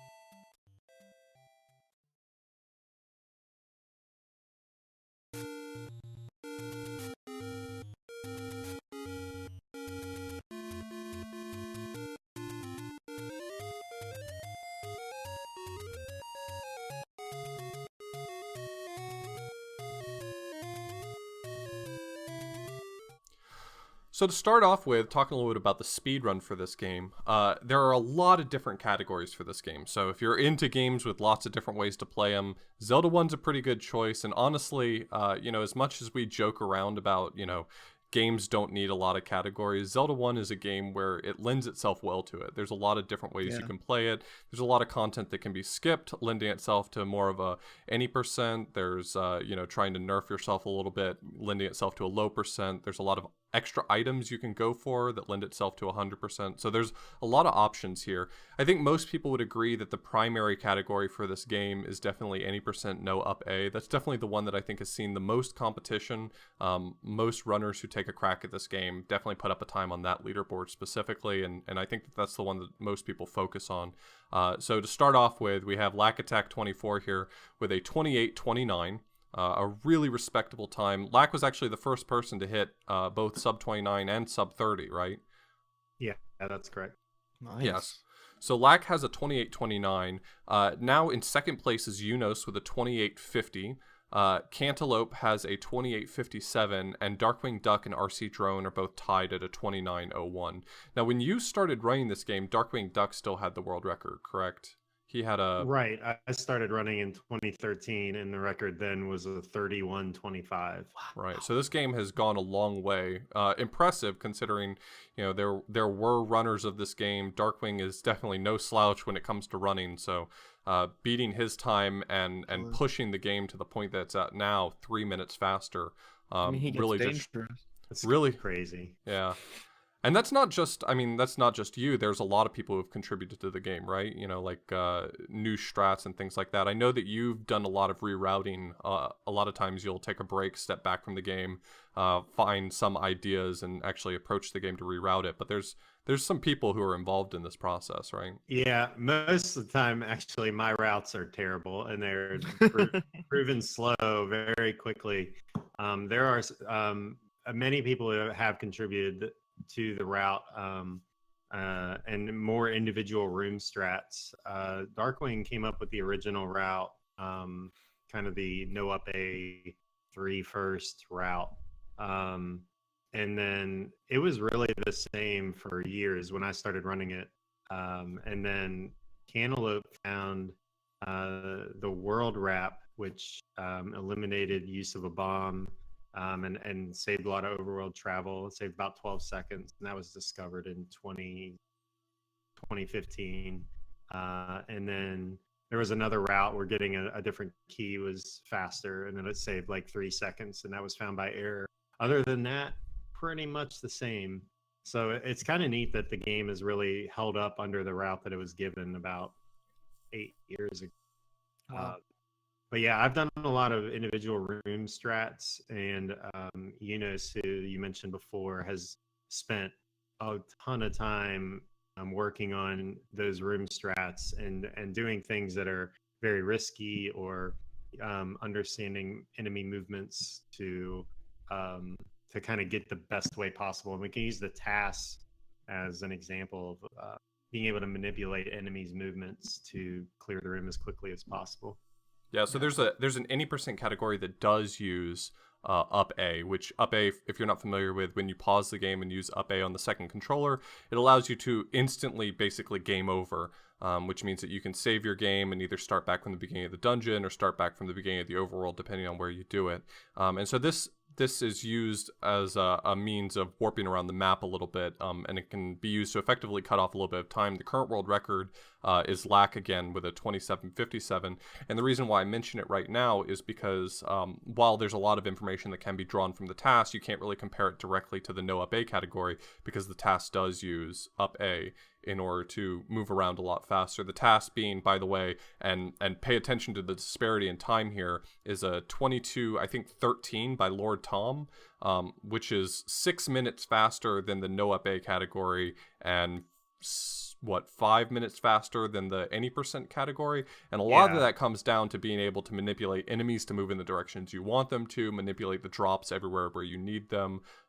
It skips out on hunting down the secrets and gets almost all of its rupees directly off of drops from enemies that it's constantly manipulating, just by manipulating both bomb drops later in the run and 5 rupee drops earlier in the run. Things that a human really can't do. So for instance, some of the more challenging rooms, which we'll talk about later, for instance, the rooms that are just full of blue dark nuts, the task can manipulate them all to basically move to the same spot and kill them with 2 bombs. So Yeah. not really something that a human can necessarily pull off. Is the is up a considered a debug feature for this game? Well, Is that why that exists, or do you know the origin of that? it's in the manual that you can do that. So I imagine it um, was probably supposed to be a shortcut for being able to like instantly save your game, because otherwise the only way to save your game would be Because to why would you die, have a right? second controller plugged in for Zelda 1 anyways? I mean, there's really no reason to have a second controller plugged in. That's why I was curious. But yeah. Well, a lot of Yeah, games at the time actually had this up A mechanic. I exactly. mean, Yeah. famously, Metroid as well has Yeah. up A to be able to pull up pretty much the same menu. So I Yeah. think it was intentional idea, but where else are you going to put it but on the second controller? Yeah. I think it's this is definitely one of those ultimate examples of why a task just can't apply in certain games to RTA attempts, especially a game that deals a lot with, there's a set drop table we'll get into and all that, but random drops. But this is really a very heavy combat based game too, with very random enemy movement, very random enemy patterns in different rooms. And so a lot of this game, I think what's so impressive about this run, if we're going to give you the one thing, in my opinion, for you to say, why would I watch Zelda 1, is every room that's entered, someone like Lack, someone like Unos or Cantaloupe Me, like they don't know where the enemies are going to be and how they're going to move in any specific room. And so like every room is almost a new adventure each time. Like the way you guys handle the different RNGs you get, for example, in Dark Nut rooms or in Wizrobe rooms and stuff, takes a really certain amount of talent that isn't necessarily something you would see in like a Mario game where where all the enemies are going to be. You can schedule exactly which Goombas or which Koopas you're going to bounce off of here or there. This game is very reactionary, I would say. Would you agree with that? yeah, and I think it makes the speed run really interesting because you can always improve it. And like people will have rooms like, you know, Darkwing had a room in level 8, one of the Dark Knight rooms where he cleared it in like, I don't know, 4 seconds or something. It was just very impressive. And you're like, every time you see that, it's just neat to see what the possibilities are in this game. Yeah. Right. You just I mean, but again, like you're doing like 50, 60 total rooms like that, in a game, probably more, you know, you're never going to be able to have a specifically optimal time. You're always going to be reacting to what you're given. And I think that's what's, you watch someone like Lack play this game, like his combat, like his reaction to those patterns and his ability to handle those rooms as quickly as possible, given the fact that you don't know what's going to happen, is just so impressive. I think it makes it a really interesting watch, especially for people who maybe have watched a lot of more scripted speed runs. I think it adds a different kind of flavor that I enjoy quite a bit. Yeah, a lot of people have asked me over time why I haven't learned Zelda 1 just because I have a history of learning so many games. And I often just go back to the fact that, I mean, I've referred to this game as it's a thinking man's speedrun. It's the sort of game that you don't just memorize in advance. I don't know very many people who have managed to learn this game at the highest possible level seemingly overnight, which is something that's very possible for a lot of games. You can sit down in a weekend, even for a really challenging game. I mean, famously, quite recently, Toad learned and got the sub 80 in Zelda 2 in 9 days. Which, I mean, Wow. sub 80 is the milestone time in Zelda 2, and he pulls it off in 9 days. Because it's a game that does have some randomness, it does have some variability, but not on this sort of scale. You can memorize how to do each and every room for the most part. You can plan things out in that way. And so I think that that's one of the things that really challenges me about Zelda 1 is that it's not the sort of game that you can sit down in a weekend and see necessarily an impressive time or good results. It's a sort of game that you really learn the skill through doing. You learn the skill through having seen so many patterns, being able to respond to it, knowing what's going to happen when this enemy moves that direction, being able to match that up to patterns you've seen in the past and say, he's probably going to come back around, so I don't have to chase him down, things like that. Yeah, famously, I mean, Arcus, who is a top tier speedrunner, I mean, I believe still has Ninja Gaiden 1 world record. I'm not sure, but I mean, is one of those guys that is a top tier runner on all kinds of NES games. Any game he picks up, I mean, it took him a very long time to get sub 30 for this game. I mean, he was grinding really like hard. 3.5 months. Yeah, I mean, It was 3.5 about months of 6, grinding 7,000. hard. Oh, and that's a boy. top level speedrunner.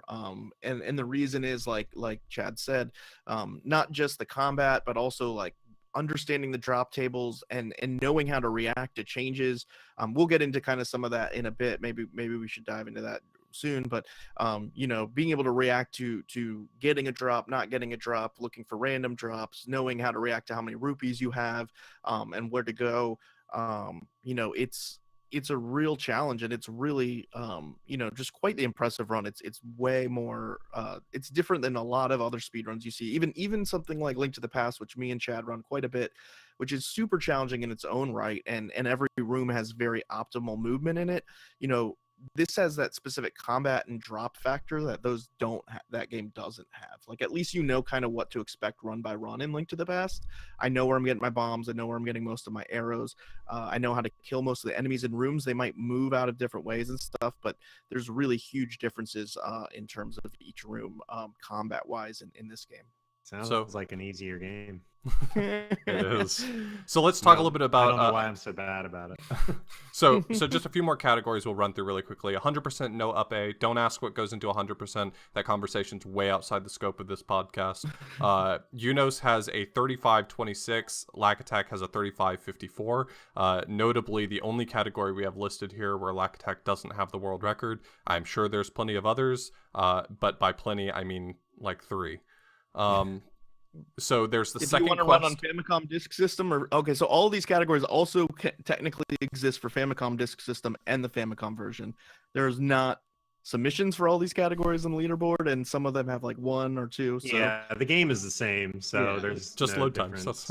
yeah, Just wait. NES is the console of choice. Yeah. There's also second quest no up A, which Lack Attack has a 34-38 in, and there's Swordless, which Lack Attack has a 35-48 in. And tell me if I'm wrong. Swordless, you go through the entire game obviously without a sword, but the only thing you can't do is you time ends when you walk into the Ganon room, right? Because you can't beat Ganon without a sword. Right. Ganon is only weak to the sword. Every other enemy has at least 2 weaknesses. Well, has at least 1 weakness that is not the sword. It's so usually the wand, funny right? to me. Yeah, the wand, arrows, wand or bombs, and the wand. You can get through most of the game. It's funny to me that this and Link to the Past both have swordless categories that they figured out how to break the whole game in a way that you can get all the way up to Ganon in both games without a sword, but then like Ganon can't be beat without a sword in both games. It's just kind of interesting. Yeah. He has 1 weakness. So the last category that I want to talk about, which is going to lead into a little discussion, is the second quest arbitrary code execution category. So the shortest possible way to beat a Link to the Past, a Legend of Zelda game.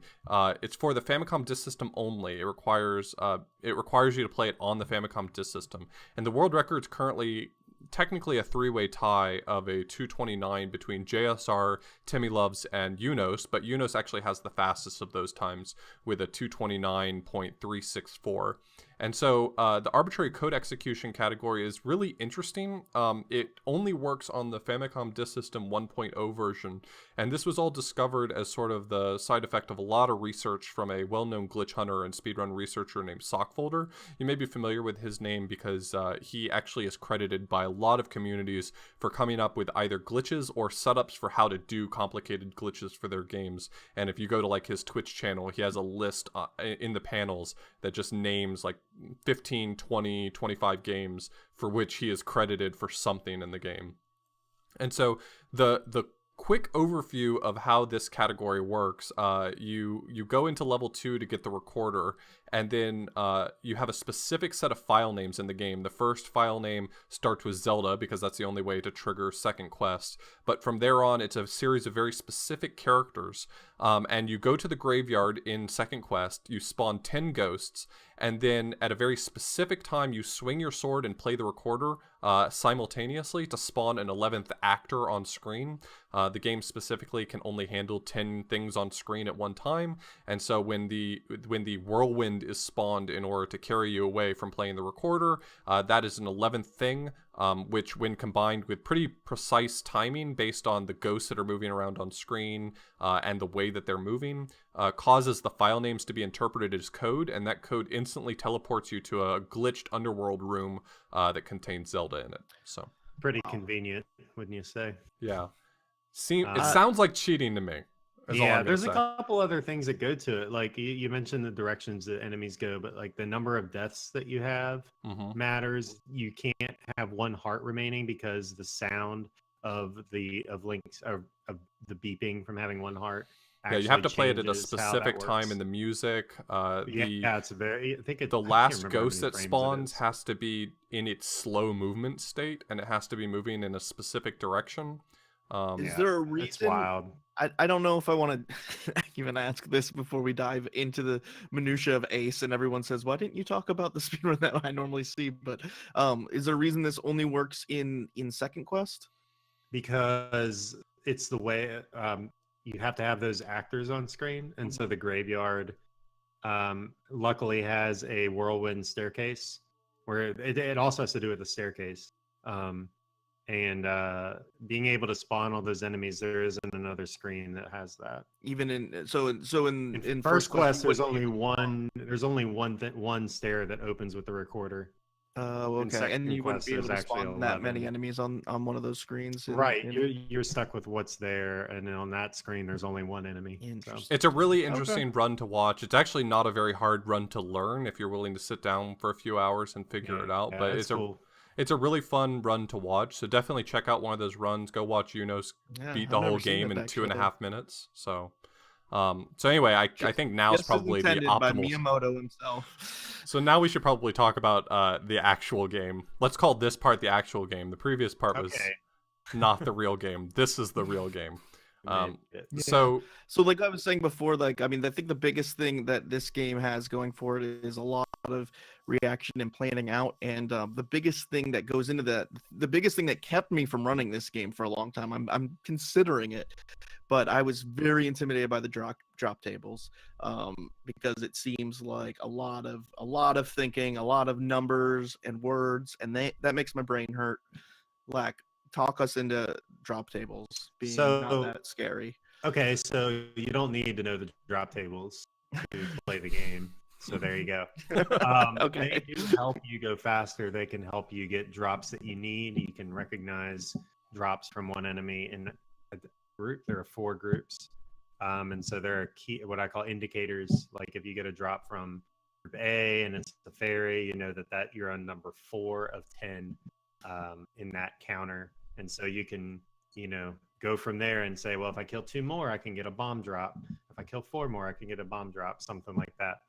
So it's not necessary to know at an early entry level. You kind of this is a game where you build knowledge on top of each other as you're playing it and not learn it all up front. Because if you're trying to learn, you're like, well, I need to know where the boards are. Well, let me memorize the drop table first. Like you don't know which dungeons to go to in what order. So I mean, I think the biggest thing that you guys force is the bombs, right? If you kill 10 enemies in a row, if you kill the 10th enemy, this is without getting hit, of course. The 10th enemy, you drop a bomb and kill that enemy with the bomb, they will always drop a bomb, correct? If they drop an item, they will always drop a bomb. If it's a keys or some sort of, enemy that doesn't drop an item, that's not going to work, obviously. Well, it holds over until the next kill that does drop an item, right? Right. You can store a bomb. Yeah. Or the same way you can store a rupee if you use your sword, or a 5 rupee rather.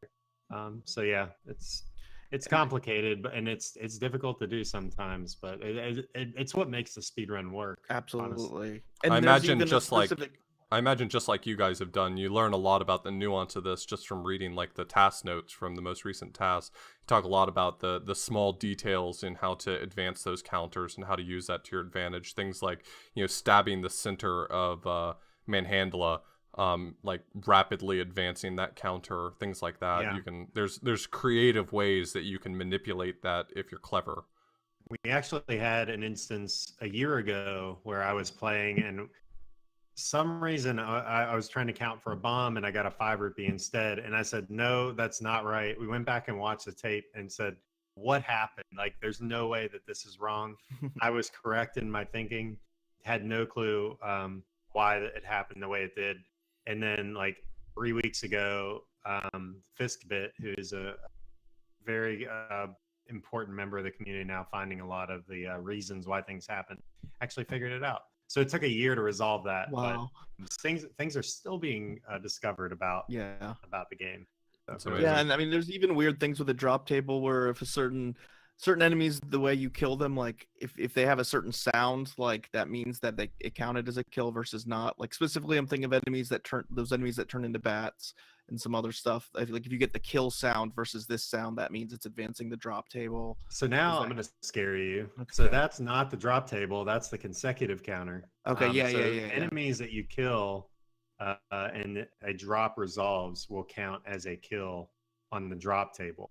But ones you're talking about, like splitting a Zol, where you get that sound, Yeah. actually they don't count towards the drop table. Yeah. So you have to know, there's exceptions to every 'Cause rule. there's no kill noise, and so that's like what indicates to you that you know that There's it's a not lot of different things that play you- into it. You kind of have two tables going on: your drop table and then your consecutive kill counter that you Yeah. can use to force fairies and other. You actually see a lot of things. And runners keeping track of these, though. Like you'll hear runners sometimes counting out loud. Okay, that's 3, that's 4. Yep. You know, Yeah, you'd we think that they don't were have crazy a if you didn't know better. complex. We're just And trying to play the game, and even has gone.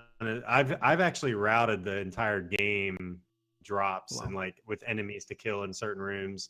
RC Drone, who you mentioned earlier, has developed a tool to help him keep track of the counter and what drops are available to him, and that's proved valuable many times for him. So Yeah. it's definitely something to be aware of, but I wouldn't hinge your entire speedrunning possibility of this absolutely. game on that.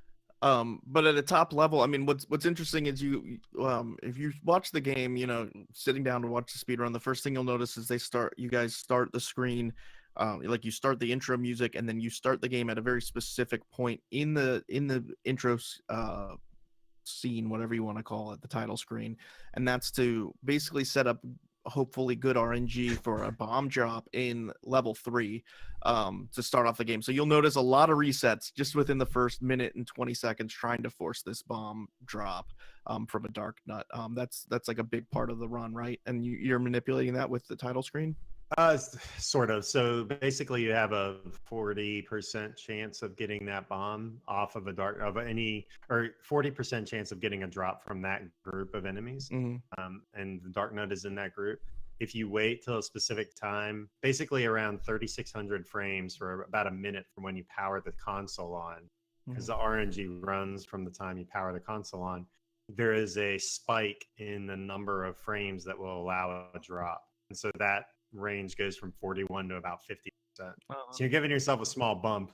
It's not guaranteed. Some people dismiss it. I will go back and forth of whether I wait on the title screen or not. Okay, interesting. Some people call it placebo because it seems to work, or confirmation bias. Yeah. It seems to work, so I do it. Interesting. Yeah. So a lot of this game is built off of being able to get bombs when you need them.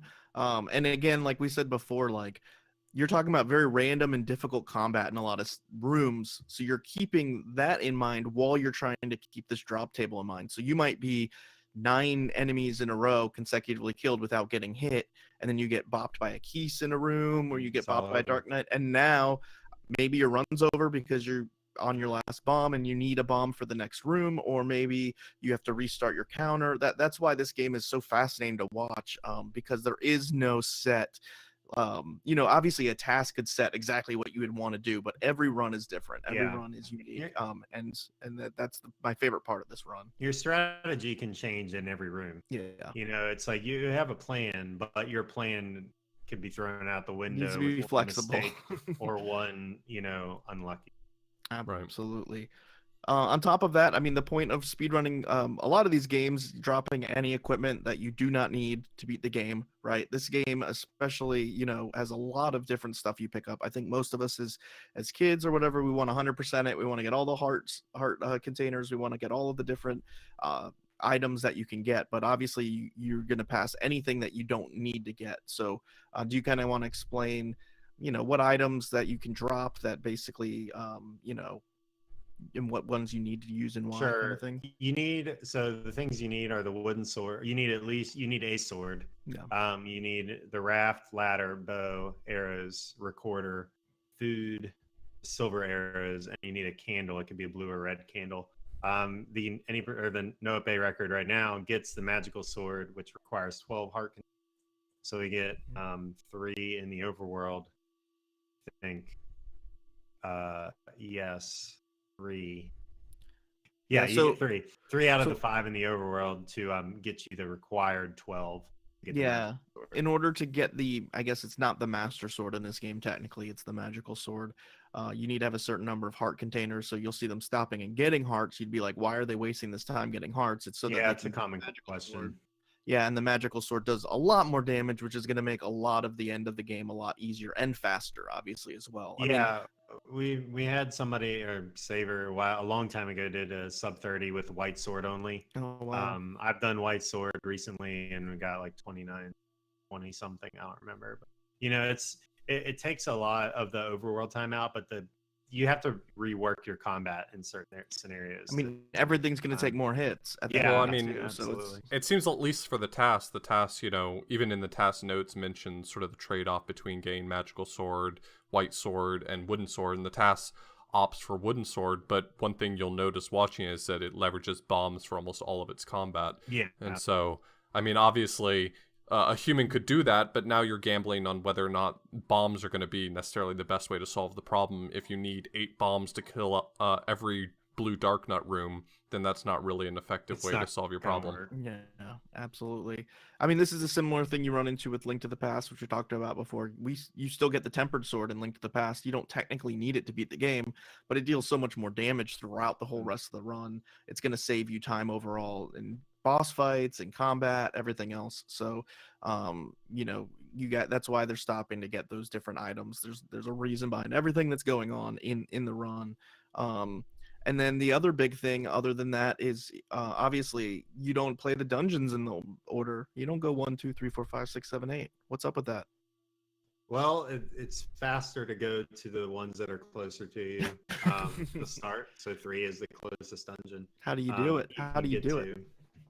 To get the 3, we use a technique called the screen scroll. Yeah. And that is a trick, probably the most prominent glitch in Zelda 1.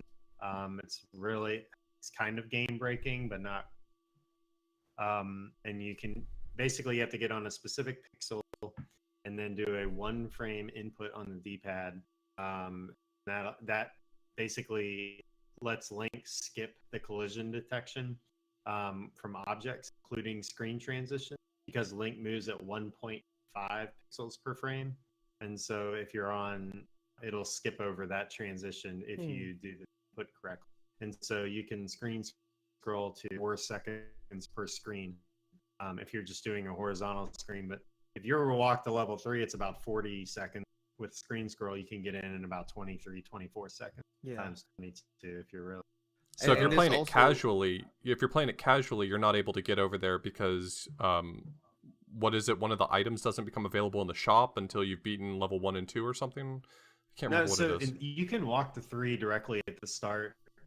Level 4 requires the raft when you get in level 3. Mm-hmm. But you can enter almost every dungeon except for 7 and 4 at the start of. Right. You just have to walk. Yeah.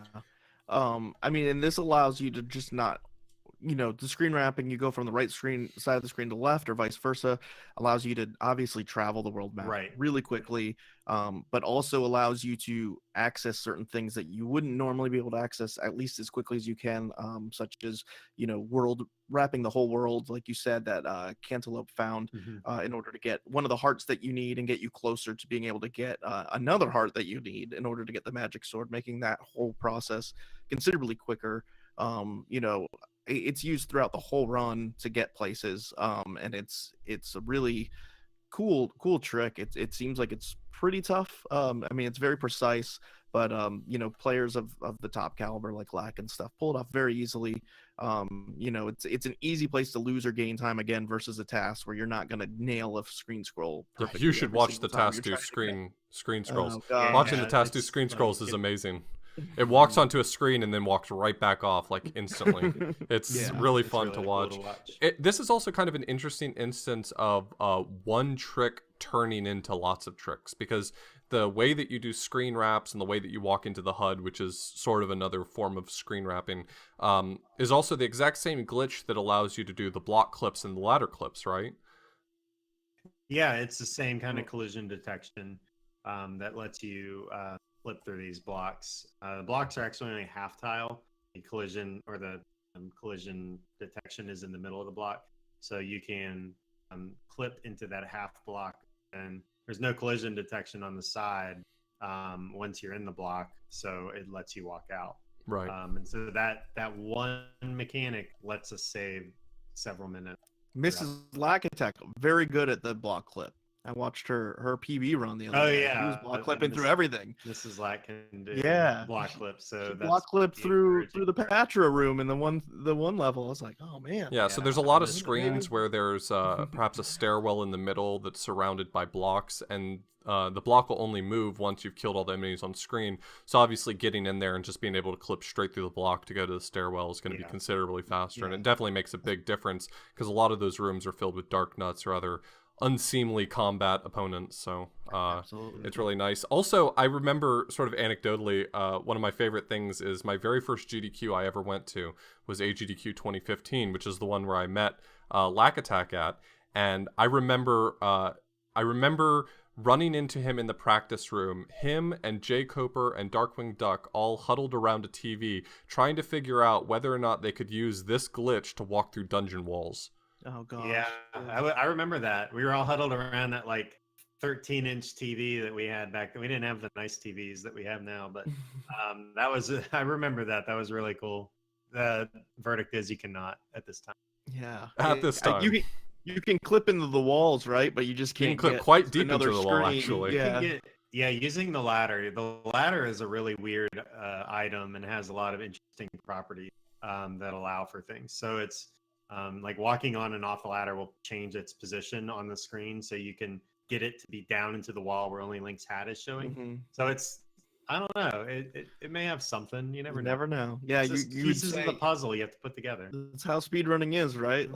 Like 5 years ago, or even a year ago or 2 years ago, for lots of games, you'd say, well, this trick isn't possible. It's only possible in the task. And then now you see people doing it consistently in all kinds of games. So One day. What also in terms of travel throughout the levels, or throughout the map and stuff, do you want to kind of talk about how the recorder works, or is the way that you guys use the recorder to get to certain dungeons intended, or is this kind of a glitch or trick? Or It's not a glitch at all. It's more of understanding how the recorder works and how, like, because when I was a kid, I just blew the whistle and I'm like, oh, I'm at this level now. Yeah. Let me try again. I had no idea that blowing it multiple times changed where I would go.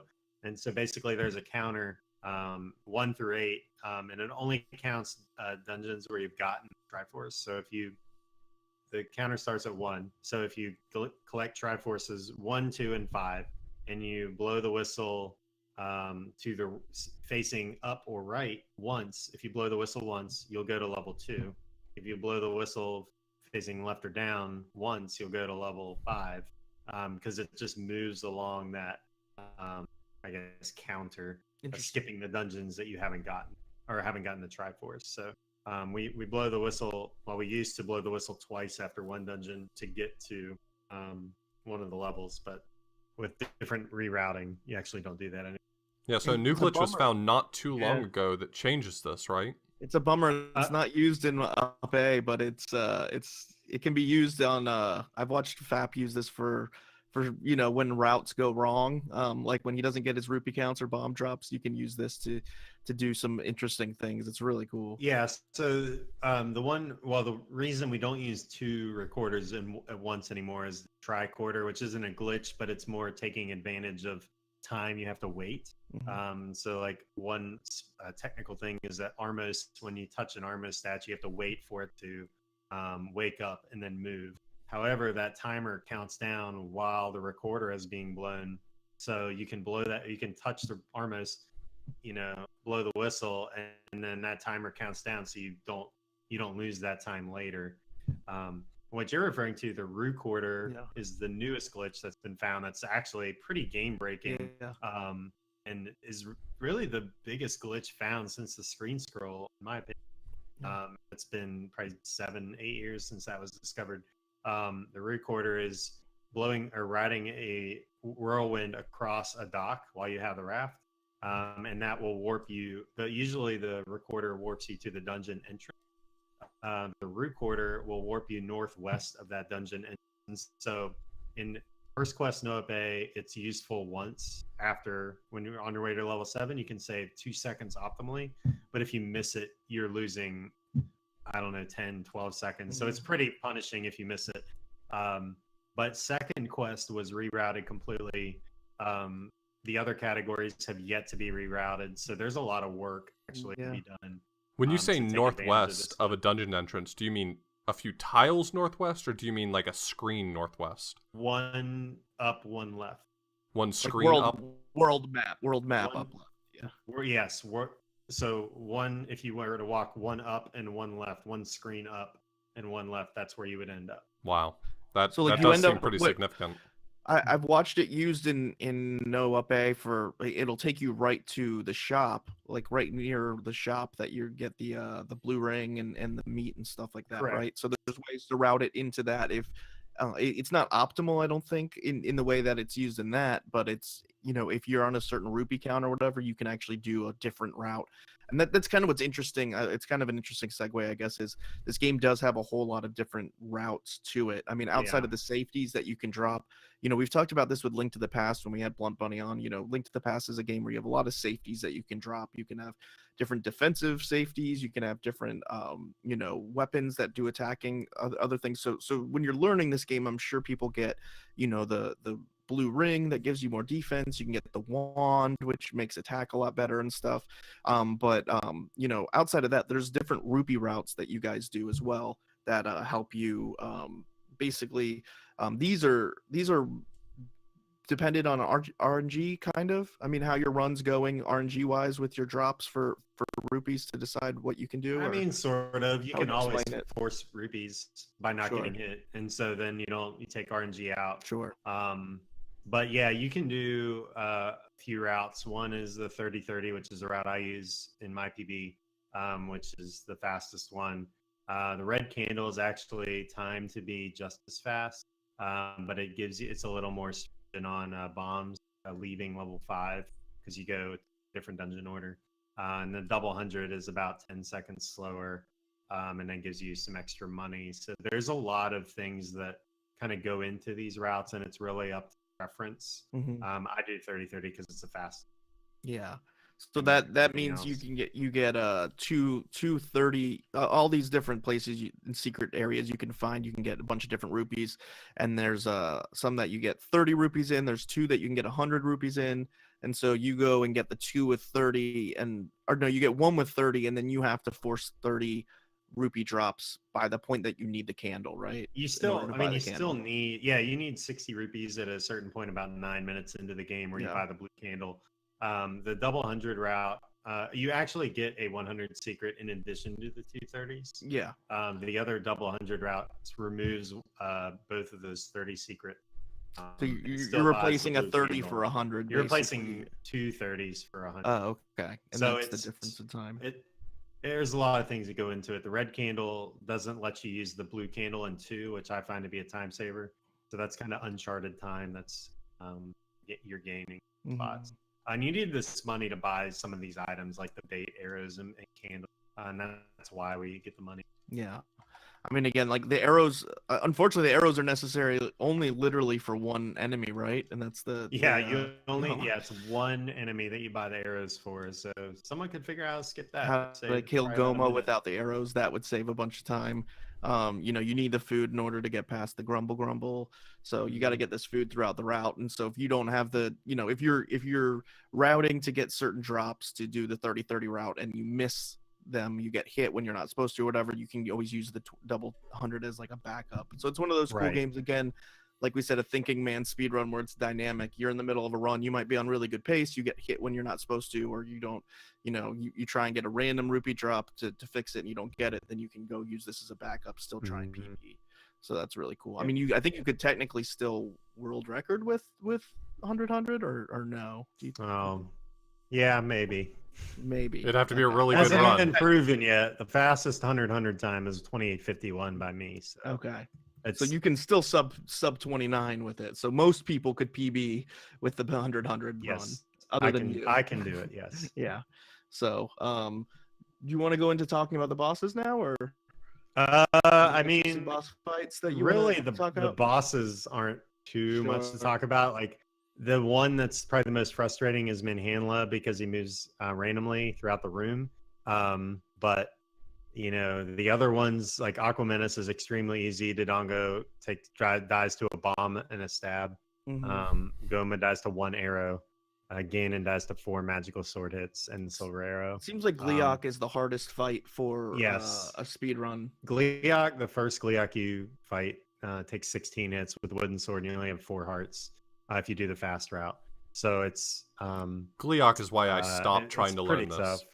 Yeah, like if you go the fastest route, then you're probably gonna die to Gleok several times. I die to Gleok a lot too, so it's just a tough fight that can go wrong Yeah, really fast. about 4 minutes 50 seconds into the run or Yeah. so. And there's a and lot you that have we're to- not talking about in the combat, a lot of sophistication that you really don't get without experience and really studying this game. Things like I remember when you were trying to help me learn how to fight Gleok, for instance, you were talking about preferring to stand on the boundaries between tiles because sort of focusing on those positions helps you get the positioning you need to be able to take down those boss fights faster. But things you wouldn't really be thinking about because you would Yeah. want to typically stand on the full tiles. But knowing to do that is, I think, part of the little minor sophistication that comes into learning to play this game effectively.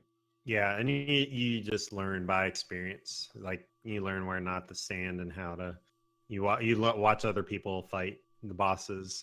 Most of the bosses are actually really underwhelming. Yeah. And the toughness is in the combat on the way to the boss. Yeah, Right. absolutely. I mean, and some of some of these fights, you're doing a lot of pretty technical stuff in terms of like doing the sword thrust and then, immediately turning back the other direction to do certain things. I don't really even know what you're doing there. Can you explain that? Like if you're fighting a Dark Knight, you guys are constantly turning. Yeah, so Dark Knights have shields. Yeah. So they do not take damage. Dark Knight's walking this way, and you do damage facing this way. The shield blocks it. And that counts for bombs too. And Link places a bomb facing this way and it explodes. The shield will block it. However, if you're facing this way or this way, the Yeah, so you shield just does can't not block it just because can't it's face facing. against the dark nuts because they'll block it. Mhm. And I think that's one of the things that surprises a lot of people trying to learn this game or play it casually is that when you drop a bomb, it remembers what direction Link was facing when he dropped Yeah. the bomb, and that bomb now has that same directionality when it comes to dark nuts blocking it. If you place the bomb facing down, any dark nut facing up can't be damaged by it. So Wow, I didn't know that. That's crazy. Yeah. yeah. Mm-hmm. It's one of the Crazy reasons game. why you often look at dark nuts that are walking, like a group of them walking left or right, and you place the bomb up so that you can try to get as many of them as possible walking across it. So, are there any last thoughts about the speed run? I mean, there's obviously a million pieces of minutia we could dive into, but any last things you want to point How out would you that recommend maybe someone we learns missed? this game? Obviously, this is one of those games Yeah. that the greatest benefit is time and experience. But if someone were saying, I'm interested in the game, I've played it a lot, I'm fascinated by it, like, is there a secret to the fast track? Like, is there something you can do that will accelerate the process at least? I think if you're just learning by yourself and you want to learn how to get better, is learn how to fight enemies, learn how to avoid damage from enemies. The name of the game is not getting hit. And once you learn how to do that against all enemy types, you're setting yourself up pretty well. There's lots of resources, videos that'll explain that, but learn how to not get hit and you'll do really well. Absolutely. I bet this And, is one of those yeah. games where you can win by watching runners as well. Studying other people's gameplay probably makes a huge impact. Yeah, and if you check out redcandle.us, it has a lot of really good resources for speedrunning this game, which is really cool. A lot of in-depth tutorial kind of things and anything you're looking for, you can probably find there, which is an awesome resource to have. So go check that out. We're going to go ahead and take a quick break, and then when we come back, we're going to answer your live Q&A.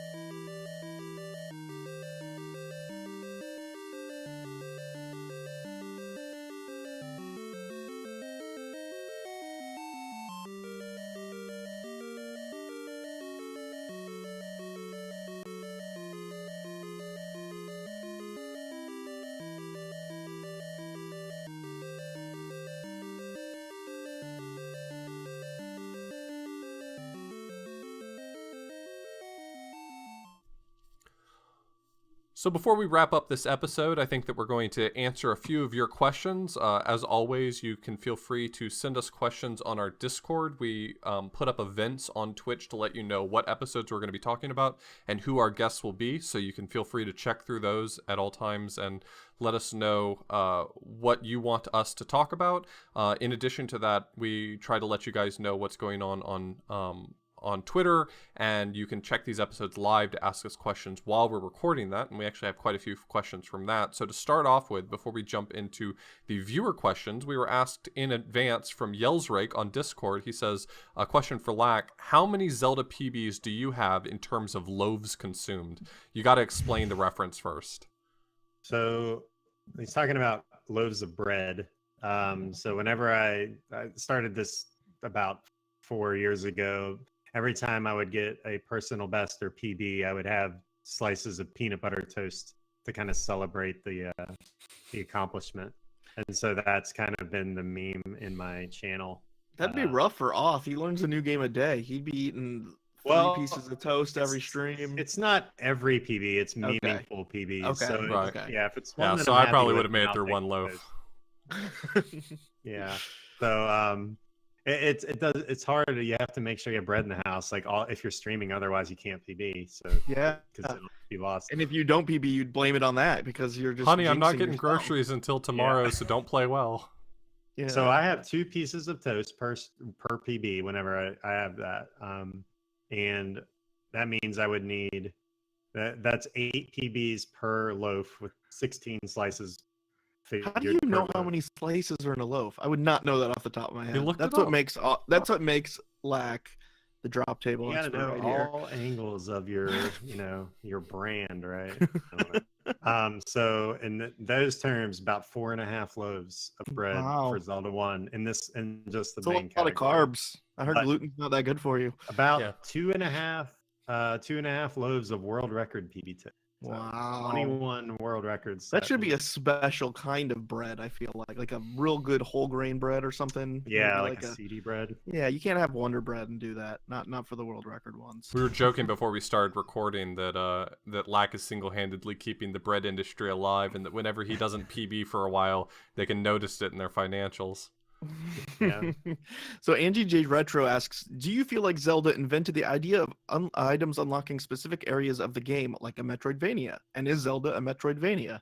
I'm going to specifically say Zelda is not a Metroidvania because Metroidvania is a platforming genre of video game. That's where the Metroid part and the Castlevania part comes in. Where does Zelda's the also a Castlevania part come roguelike? in?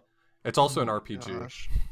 So I'm going to talk about my feelings because It's literally none of those 3 things. It's literally none of those 3 things. It's an action adventure game. Also, when you find Zelda, it becomes a dating sim. Go ahead, Lack.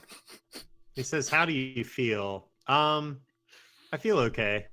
I don't think that I actually don't know if it invented this, but Zelda did not really, or at least the first quest doesn't really make you backtrack if once you get an item, like you don't need it in another dungeon. You can beat that dungeon. So like, I think those other games like make you get an item in world B, and then you have to go back to world A to beat world A. It's like saying it's a Mega Man game because you use the items to kill the bosses. I mean, get out of here. Yeah, but you could use anything to kill any of the bosses. This is the last TFS episode. I'm done with it. We've taught you nothing. We've taught you nothing. The podcast is closed. Please do not come back. No, please come back. 88 asks, I'm assuming this goes to Lack. Favorite glitch or tech to perform? I'm assuming for this game. So, I mean, there's really only one glitch, so so I don't really care about that. The tech is more in the risky strats, like using bombs when you're not supposed to. That's like gives you the rush of very like, naughty. Man, all right, I'm putting it all on the line. I'm risking this. Does that make you feel like a bad boy when you use bombs? Yeah, I call it crazy strats. Where I got that record that one time, like basically just tanking damage for a couple seconds to take down Patrick 3, and it actually worked. I'd never practiced it, and I just said, I need to do this or I'm not going to PB, and I did it, and I was like, that's what I like to do, is just literally. That's what Darbian calls playing on tilt. When he goes with the more extreme strats he's not supposed to do. He goes, I'm on tilt. I guess I got to do this. When the expected outcome of speedrunning is failure, you got to go for it sometimes. Absolutely. There you go. Absolutely. Absolutely. So Omega Number asks, question for Lack, have you tried any of the Zelda Classic levels? I actually remember playing this a long time ago. I didn't play it a lot. I didn't know this for was people a who don't thing. know what Zelda Classic is, it's for the PC. It's sort of like a really, really, really early Mario Maker for Zelda, in the sense that the engine pays homage to Zelda 1, but it's not the actual Zelda 1 engine. It's a fan engine, but you can make your own maps and levels for it, and then release them in packs for other people to play. Have you ever played it before, Lack? I have. I played one of them because I discovered it and said, "Oh, let me try this." And I played it a little bit. I don't even know if I beat it. I think I played Outlands, which I think is Zelda Classic. Zelda is it Outlands not? is a proper ROM hack. Zelda Classic Okay. is a PC game that it's I've never similar. heard of it. Okay, so I have played Classic and I've beaten Outlands, but I've played Classic and I wanted to make my own and said, this is way too much work. I'll just play the regular game. Right. Seems like it would be tough. I hope they maybe one day come out with a Zelda maker. I don't know how well it would work versus like, it doesn't tend towards like the ease of use like a Mario Maker would, or like the quick playability, but it could be interesting. I think, going off your idea, I think they could make one for Breath of the Wild where you could make shrines. Oh, yeah. That would using be like crazy cool. kind of like a Halo Foundry or Forge. I don't know if you remember that Halo 3 Forge, where you built multiplayer levels where Okay. you could drop in like, objects into a map. That's actually, man, I just came up with that. That's actually a really good idea. Would that be considered a Metroidvania or? If they made that, I they don't owe know. Lack a royalty on it, though. Yeah, that's a good idea. I know Nintendo's listening to this podcast. Oh, of course. You can, Of you can course. think We're in it's- Miyamoto's ear all the time. Trust us. So This is a Scrivo big- asks, is there a less fair room in video game history than the Blue Lagoon? The Blue Lagoon, by the way, is the name that's given by runners to what I was referring to before, the room's just full of blue dark nuts, which are the harder dark nuts. Is there a less fair room in history, in video game history, than that, Lack? Yes. Some of them in Zelda 1, like in Second Quest, there's a couple rooms that are like, I don't know what they were thinking, because they put like in Second Quest level 5, they put 6 Wizrobes in the spiral staircase. You only have one tile to walk through, and they're blue Wizrobes, so they can go through the tiles, and they take 3 hits with the magical sword, which you probably don't have by then. It is very challenging. And then in level 9 in Second Quest, right before Ganon, you fight Patra 3, which is one that expands, so it basically can trap you in a corner and do 2 hearts of damage to you. Both of those are very brutal, but the Blue Lagoons and Speedrun Sense are pretty unfair. Yeah, pretty rough. So I typed this question in because I meant to ask it and didn't get around to it. Where did the name Recorder come from? That's me, Author Blues. So Recorder came from a Twitch streamer by the name of Rue Slugs, who discovered this glitch. We should have given credit to him. I didn't. My apologies, but we'll do that now. He came up with this glitch. Funny story. He actually contacted me on Discord, and I had gotten messages on YouTube and stuff about, hey, I found a glitch that's going to save time. And I'm like, whatever, it's probably not. And Rue Slugs messaged me, and I hadn't seen him in the community or anything. And so I actually dismissed it as like, this isn't real. What a jerk. So I'm a jerk. But so he also contacted Eunice, and Eunice talked to him. And, what a nice guy. Worked on it and revealed it in a race in the tournament. So it was actually really cool that I just blew it off. I But, like that he waited till a tournament race to show it. That's really fun. yeah. So That makes props it to way Rue more Slugs for finding new tech in a game and hadn't had new tech discovered in years. Okay, I have a question too, since Oth got one. When you finally have your baby, will you hold it over your head and make the Zelda noise? I am terrified of holding an infant child. Okay, Especially that's fair. mine. I am too. Well, good luck. So Scrivo asks, other than the dungeon screen wrap, what's one glitch you've theorized to exist that you wish were real? So it has to be Man. based in reality a little bit, I guess, is the meaning of this question. You can't just Yeah. say, No man, Epona appearance, because an I- Epona glitch would be great. I wish Ganon would appear on the first screen. Like, that doesn't count. Right. I think an Epona appearance would be awesome. Glitch him. So I want glitches in this game not to remove the fact that you have to get all the Triforces still. Yeah. So like I think because the main reason I play Zelda 1 is because you have to play the whole game. Yeah. You're really skipping parts of the game. You're not skipping entire sections of or dungeons or main items. So like one that people talk about is the grumble, or the using the bait to get past that hungry gorilla. Otherwise, you have no reason to buy it. Arrows, you have no reason to fight Goma or buy arrows except for Goma, which is one arrow use. So I think either one of those would be a pretty cool glitch to do. Getting past the shutter door, I think would make the game not very fun unless it was in a weird kind of way, like done in a different kind of way. But what's the shutter door?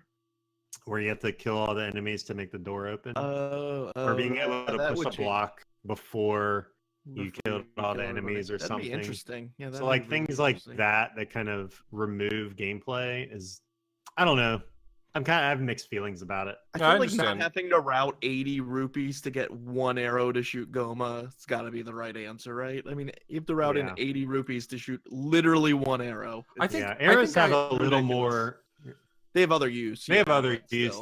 But still, it would save a lot of time to. I understand that mentality, though. I think that comes up a lot with really dedicated runners. I remember when in A Link to the Past, the glitch for YBA was discovered. Yuzahara Bottle Adventure was discovered, and it made it so that you could actually beat the game considerably faster. I think you'd be able to, if I'm not mistaken, it would permit you being able to skip to the Dark World dungeons before you had beaten all of the Light World dungeons. Mm-hmm. And a lot of people who it's weren't the perfect glitch. That's perfect. Yeah, a lot of people who weren't A Link to the Past speedrunners were like, well, obviously this should be permitted, and obviously this will make the category faster, and obviously this is what's going to happen from now on. And a lot of the runners were like, well, wait, we still want to play the game. Like, we're still pretty big fans of our game. We don't want to just skip everything. And so the glitch got relegated to another category instead, which I think makes perfect sense now. I'm a little older, a little wiser, and I get the notion, hey, just because you find a glitch doesn't mean every category now has to accept it. Sure. I think that in Zelda 1, like, if that would happen, if you were able to skip Triforces, there would be it would be any percent no up A, all Triforces, or all Triforces no up A, or something to that effect. Yeah. I wish we would just call it Classic or something instead of the dumb name that it has now. Any percent Legacy. Especially on April 1st. This is happening on April 1st. Speedrun.com renamed all the categories to have percent at the end. Everything has a percent at the end of it right now. If you look at like, for instance, the Mario Kart 8 Mario Kart 8 Deluxe leaderboards, it's like Mario Kart 8 Deluxe 200cc percent, all items percent, no mirror mode percent. Like, funny, that's the name of one category. The joke was funny. I laughed because I went to look at my PBs. I'm like, why are these percents here? Did we change something in Zelda? I'm going to change it back.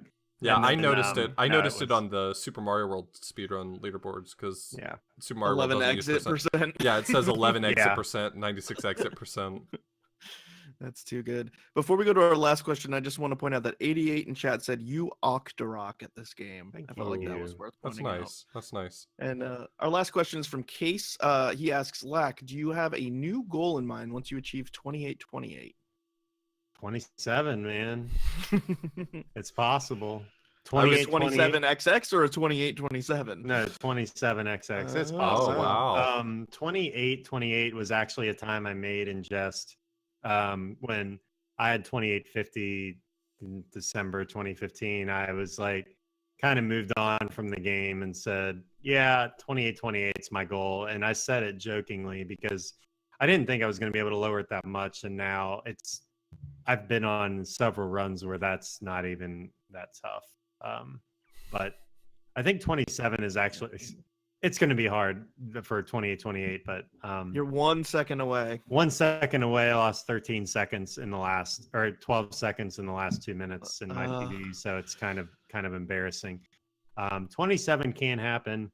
Not sure if a reroute is in the works or if just gonna get good. You heard it here first. Lack Attack promises you a 27 by the end of the week. I got 27 in any percent already, so that's my backup. So at he this has point. held good to his word. Thank you Nice. guys all so much for your questions. We love doing these live Q&A parts during our streams. Again, we are streaming these our full episodes every other Sunday night at 8 p.m. Eastern time on twitch.tv/theframesavers. Thank you all so much for hanging out. So where can people find you on the Twitch or on the internet if they want to find you, Mr. Lack Attack? Twitch.tv/LackAttack24 and the same username on Twitter, LackAttack4. Nice. Definitely go follow him, give him a sub. He has a baby on the way. Help him buy some diapers. Help a brother out. He's gonna need to buy, I don't know, baby goes through what, 40, 50 diapers a day. And if you sub, we will write your name on the baby's diaper. Oh wow. There you go. You heard So it here there first. you go. My favorite thing- Go Good. Your name could be on Zelda 1 world record holders baby's diaper. You heard it here. My favorite thing about Lack Attack is every time I go to find one of his, like, if I want to find his YouTube and I type in Lack Attack 24 into Google, the first suggested result is always Lack Attack 24 real name. Like, apparently, what is that? Apparently, there Nobody- is a very real group of people out there that really need to know what your real name is. You have fans. It's out there. You It's have actually fans. out there, and you can find it if you know where to look. I should know it, and I literally shared a room with you. I'm pretty sure I paid money to you for a room that we shared at GDQ, and I That's forget. So you have I think to I know pay what me it is. money to know what the name I is. think I know what it is.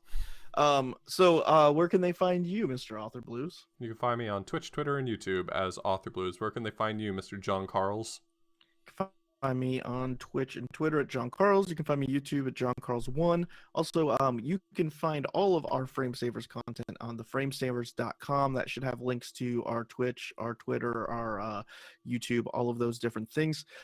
We want to give a huge shout out to our Patreon contributors. So those are people who help us support us on patreon.com/theframesavers. That helps us pay for a lot of different things we need, like hosting and editing and getting emotes made for our Twitch channel, stuff like that. And so we want to give a quick shout out to all of our $25 a month patrons. Shout outs to Tina Hacks. You've heard her on the podcast before on the Shantae episode. She does Shantae, she does Wonder Boy, she does FF6, she does Link to the Past. She is super talented and awesome. Give her a follow, twitch.tv/Tina Hacks. We've got Mr. Pzak, MRPZAK. He does a bunch of classic retro speedruns. You can find him on Twitch under that name as well. Twitch.tv/Kip. He's a fantastic Super Metroid speedrunner. He hosts a Super Metroid Strat Chat every other Thursday on his stream. So that invites top runners to basically come into the community and help people learn the tricks. So if you are a big fan of Super Metroid, go check him out, KIPP. And also one of our new additions is Drex. That's DDRREEXX. Every letter's twice, and he's a typical late night streamer, 8 p.m. PST, and he's a chill streamer who balances speedrunning and casual play across multiple genres with a friendly community. He's been doing a lot of Pugsy lately, part of the inspiration for Us Pugsy Pocket, so that was really cool. Also, we want to give a shout outs to our friends at Warp World Podcast. Go give them a listen. They do really awesome Twitch and gaming news at podcast.warp.world. And lastly, as always, thank you to Brian Morgenthaler for producing the podcast. You can find him at bmorgstv on Twitter and Twitch. And lastly, thanks to Scribo for organizing this live Q&A. There's a lot of thank yous. Yeah, We're just big help. thanking people. Thank you to all those people for doing everything. My last words to leave on is that when I type John Carls into Google, I do not get questions about his real name. I think people have worked it out for the most part. You never know. Okay, well, thank you so much for listening. And until next time, we'll play games, I guess. Peace. See ya. Go fast. See ya.